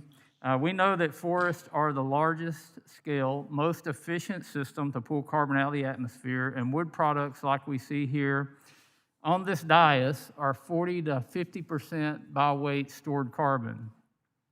Except for in some western states where we're burning up forests faster than we're growing them, U.S. forests are continuing to add carbon storage volume each year. From the Yale study, the authors stated that mass timber construction has potential to create a vast bank vault that could store up to 68 million tons of carbon annually. They added that a city using mass timber construction would become a carbon sink versus a carbon source. They also concluded the overwhelming climate benefit of mass timber is something that every city planner should consider. Mr. Rudd, I know your company is a large global company, and I've seen on your websites that you've done some work with mass timbers. I have 2 questions. The first one is, what are the barriers for more mass timber construction in buildings? Thank you for the question. First of all, most of the projects that we're involved with are driven by the desires and the economic benefits to our customers and to our clients. So first of all, today, when we look at again, I'm repeating this, the models that are used to evaluate these types of projects, it is focused on cost. It is not focused on elements beyond simply the cost of the project. So for example, like promoting the investment in timber construction, which effectively is creating a carbon sink, promoting decarbonization of our environments. So again, my suggestion again is when we look at these types of projects, some encouragement in terms of the legislation to promote thinking beyond just simply the lowest cost model of construction would allow us to move in the direction of promoting timber construction, large timber construction, and promoting the creation and investment in carbon sinks. Are you facing any regulations or building codes that prohibit using mass timber construction? I'll have to have somebody research that and get back to you with the question. I don't know the answer to that question. The U.S. Forest Service Lab has also done studies that show that using mass timbers in bridge construction can produce structures that last up to 50 years. What do you think about engineering firms, architecture firms using mass timber in rural bridge construction? Well, again, when we look at our projects around the world, we see a combination of mass timber construction, steel bridge construction, and concrete bridge construction. As far as I can tell, there is no regulation that is preventing the adoption of it. I think we have to change that direction and look at not mandates, but look at ways of encouraging use towards mass timber construction. And with what little time I've got, Mr. Chairman, I'll just add a plug that we've got to produce more of our rare earth minerals here in the United States to fuel our green economy. Now you'll back. Thank the gentleman. Mr. Stanton. Thank you very much, Mr. Chair. Under your leadership, this committee will soon take up a transformative infrastructure investment bill. I can't wait. And it is so important that we make the case that this hearing is making, that when we make that investment, not only will it do right by the American economy and job creation and pay for itself many times over, but it's also going to help, when we do it right, reestablish American leadership on the issue of climate change. So thank you for hosting this important hearing. I know that as a former mayor of one of the largest cities in America, that when we made smart investments in fighting climate change and climate adaptation, it helped the city's bottom line. It certainly helped when the various credit rating agencies, the bond agencies, would rate the city of Phoenix, which had the highest bond rating of any of the largest cities in America. The fact that we made smart investments to fight climate change at the municipal level was an advantage. Arizona, of course, is getting hit harder, as hard or even harder than almost any other state in the country with extreme heat and the drought conditions that we're facing, as well as forest fires. So these investments are important and they're very real to our community. On the private sector side, by the way, corporations, publicly traded corporations, whether or not they are making the right investments in their future in fighting climate change. So at the global level, at the national level, at the state level, on the private level, this is really good for business. Mr. Allen, my question is for you. Your testimony states that the federal surface transportation policy supporting the development of alternative fuel technologies and investments in zero-emission vehicles can help ensure the United States becomes the global leader that it should be in research, development, and manufacturing of electric vehicles. So I want you to elaborate a little bit more on that, and what can this committee, this important committee, do to help ensure that the U.S. competitiveness stays in the global electric vehicle market? Good. Thank you, sir, for the question. I think the biggest area that this committee can help with, and the biggest thing that we can do in the United States, is support domestic supply chain. Today, the cells that all of us use, come from a foreign country. Many of them, China, Korea, Japan. There's no reason with the increasing demand in the United States that we can't have cell manufacturing here in the United States. And in partnership with the companies that are currently making them, this will help mining in North America. This will reduce supply chain costs, overall cost.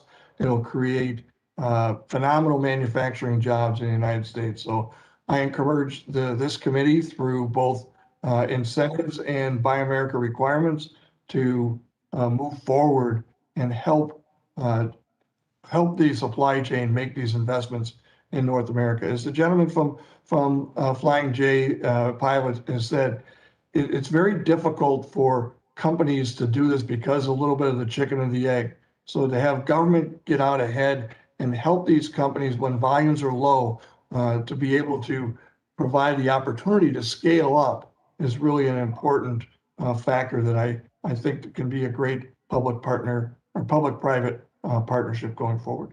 Thank you so much for that answer. As Chair, I have some additional questions. I'll submit it for the record in the interest of time, and I'll yield back. I thank the gentleman. Mr. Lamb. Mr. Garcia. Thank you, Mr. Chair. What? Thank you, Mr. What? Chairman. What? And sorry, I wait wanted a minute. It was a Republican turn. Mr. Guest. I was. Sorry. Thank you, Mr. Chairman. To all of our distinguished panel, I want to thank you for being with us today. I want to start off, Mr. Hernick, in reading your testimony that you provided to the committee on page 2. You talk about Congress will need to reduce or eliminate barriers to infrastructure development. It should take 2 years, not 10, to permit infrastructure projects. Red tape is not the price of good government. It is the enemy of good government. America should modernize its infrastructure, reduce costs while dramatically enhancing environmental benefits with a 2-year approval process for large construction projects. You go on to say that polling shows a significant percentage, roughly 73%, support streamlining and reforming government regulations. I know that this is something that I hear about routinely when I'm back home in the district meeting with governmental officials. And I would just ask you if you could please just expand on that for just a few moments. Yeah, absolutely, Congressman. I appreciate the opportunity to go into a little more detail. The truth is that what Americans want from their government is responsiveness. They're interested in seeing private sector solutions to meet their needs on a daily basis. And there is a role for government to safeguard the environment, safeguard the people working on projects, and to safeguard, national monuments and the things that make this country great. but really Americans are looking for a firm thumbs up or thumbs down on whether or not a project or a business can proceed at pace. And when we're talking about creating jobs, when we're talking about the economic transformation and benefits that we're going to see from moving to a cleaner and cleaner grid and moving to a cleaner and cleaner national transportation infrastructure, we want to make sure that that can be done on a timely basis. And I think that the FAST 41, the FAST Act was demonstrated that these types of projects can be done upholding all of the social and environmental safeguards that we need. That if we hold government bureaucrats accountable to a timeline, the same way that the private sector is, the same way that I am as an employee, and that if we hold government to those same standards, government can perform on a timeline. And I think that's not too much to ask. And you go on page 8 and you talk about the fact that there is another cost-efficient way to significantly reduce emissions in the vehicle fleet. And you talk about switching to low-emission fuels such as natural gas or propane. And I've also had the opportunity when I'm home in the district visiting some of my propane suppliers to talk about or to hear about the benefits of propane vehicles, whether it be automobiles, forklifts, riding lawnmowers, normally vehicles which would burn either gas or diesel being converted to natural gas or propane. You talk about cost savings, emission reduction, and energy security. Again, could you just expand on that very briefly about the benefits of vehicles which would use natural gas or propane instead of gasoline or diesel? Absolutely. The bottom line, Congressman, is that we need an all of the above approach.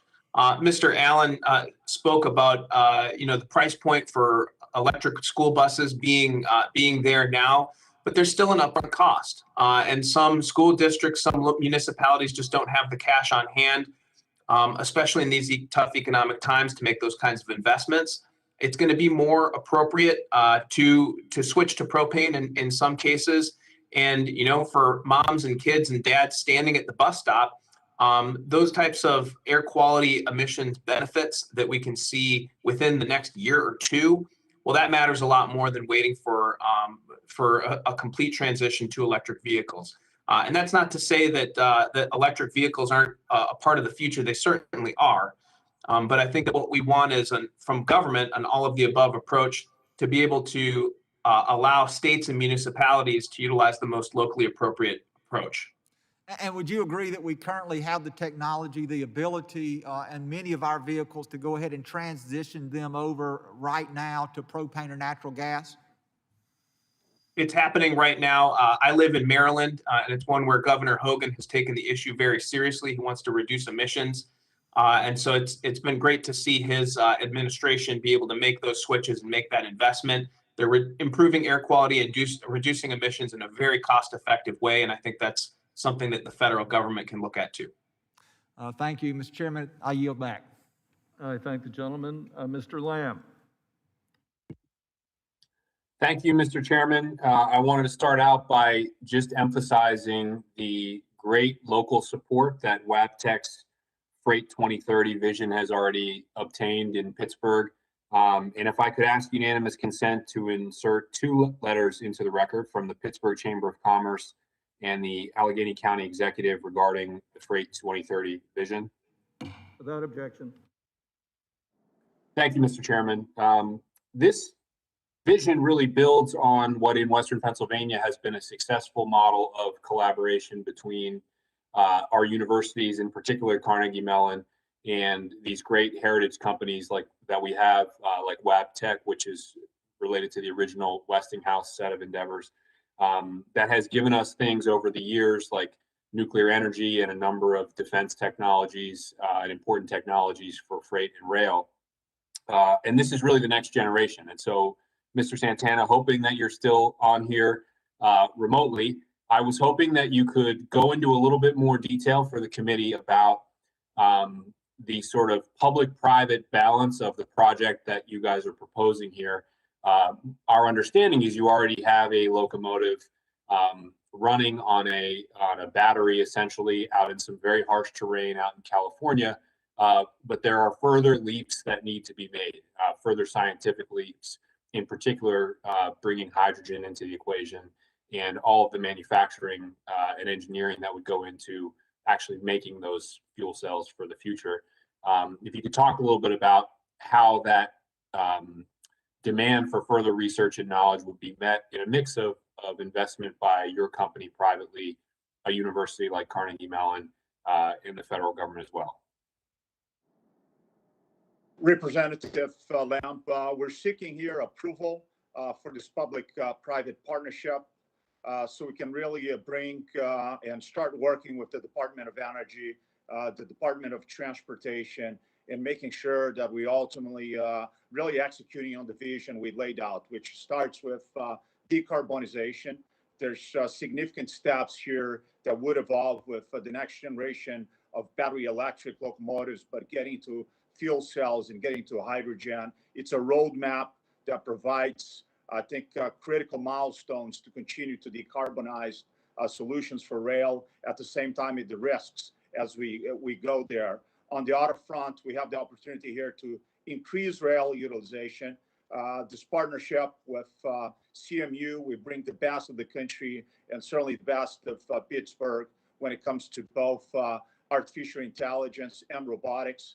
This is about really creating more efficiency as you move things from point A to point B, which ultimately translates to a more competitive logistics for the country. And it comes down to creating standards. It comes down into really connecting a multitude of stakeholders to this process.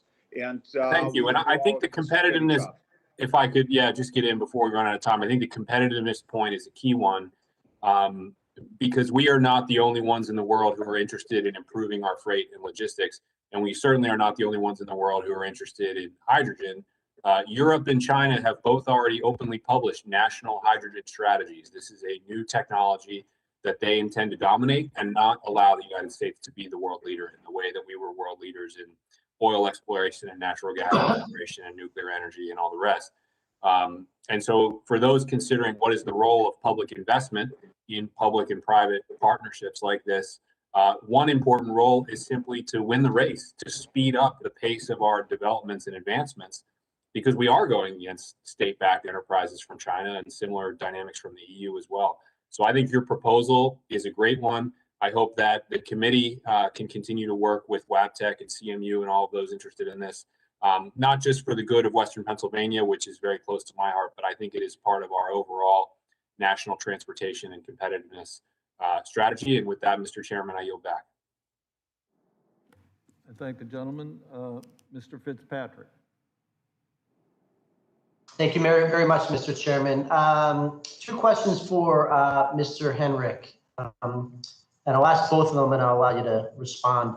The federal government just spent close to $7 trillion over the last year in response to the pandemic. My first question is, how do you think Congress should pay for the country's much needed infrastructure going forward? What revenue mechanism?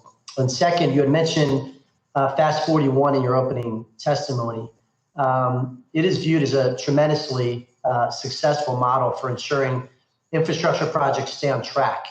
So I was just wondering, secondarily, if you could outline some of the successes from this program and explain why you think this bipartisan initiative should be extended.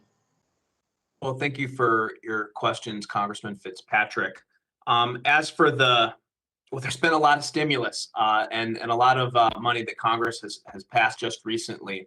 I do want to underscore that 34 billion of that was for clean energy as a part of the Energy Act of 2020. And I do want to thank again the members who voted in a bipartisan manner to support that Energy Act of 2020. It included very important price signals for the market in terms of tax incentives, and also included important updates for the Department of Energy in particular to be able to get us to that next generation of clean energy. I think that's important to underline that we've already done a lot. And I think that it's important to see how that affects the economy. I mentioned earlier that I have 4 daughters. In terms of how to pay, I'd rather that we figure out how the folks on this screen here can pay for any additional spending in transportation and infrastructure, and not those girls.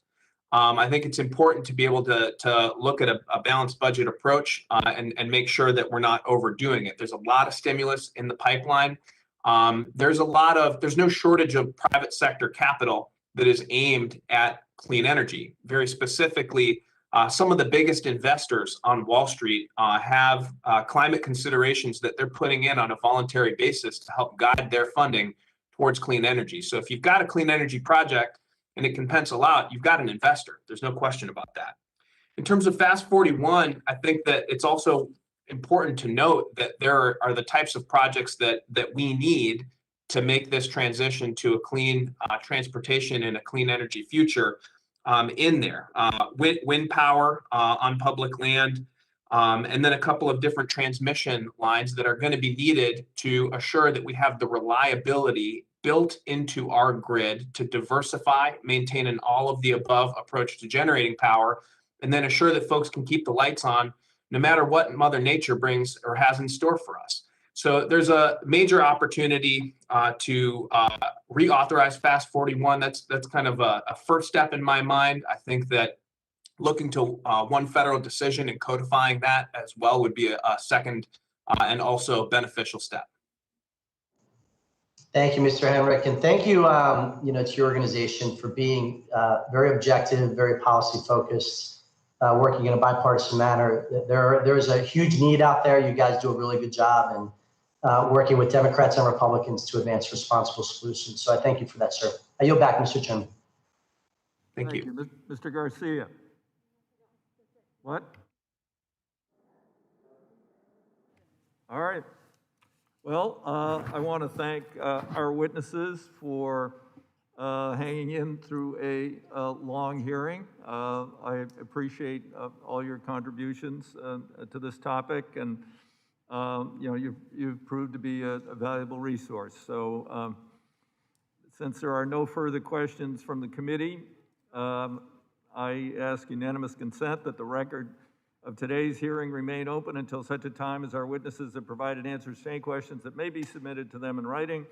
I also ask unanimous consent record remain open for 15 days for any additional comments and information submitted by members or witnesses to be included in the record of today's hearings without objection. So ordered. The committee stands adjourned.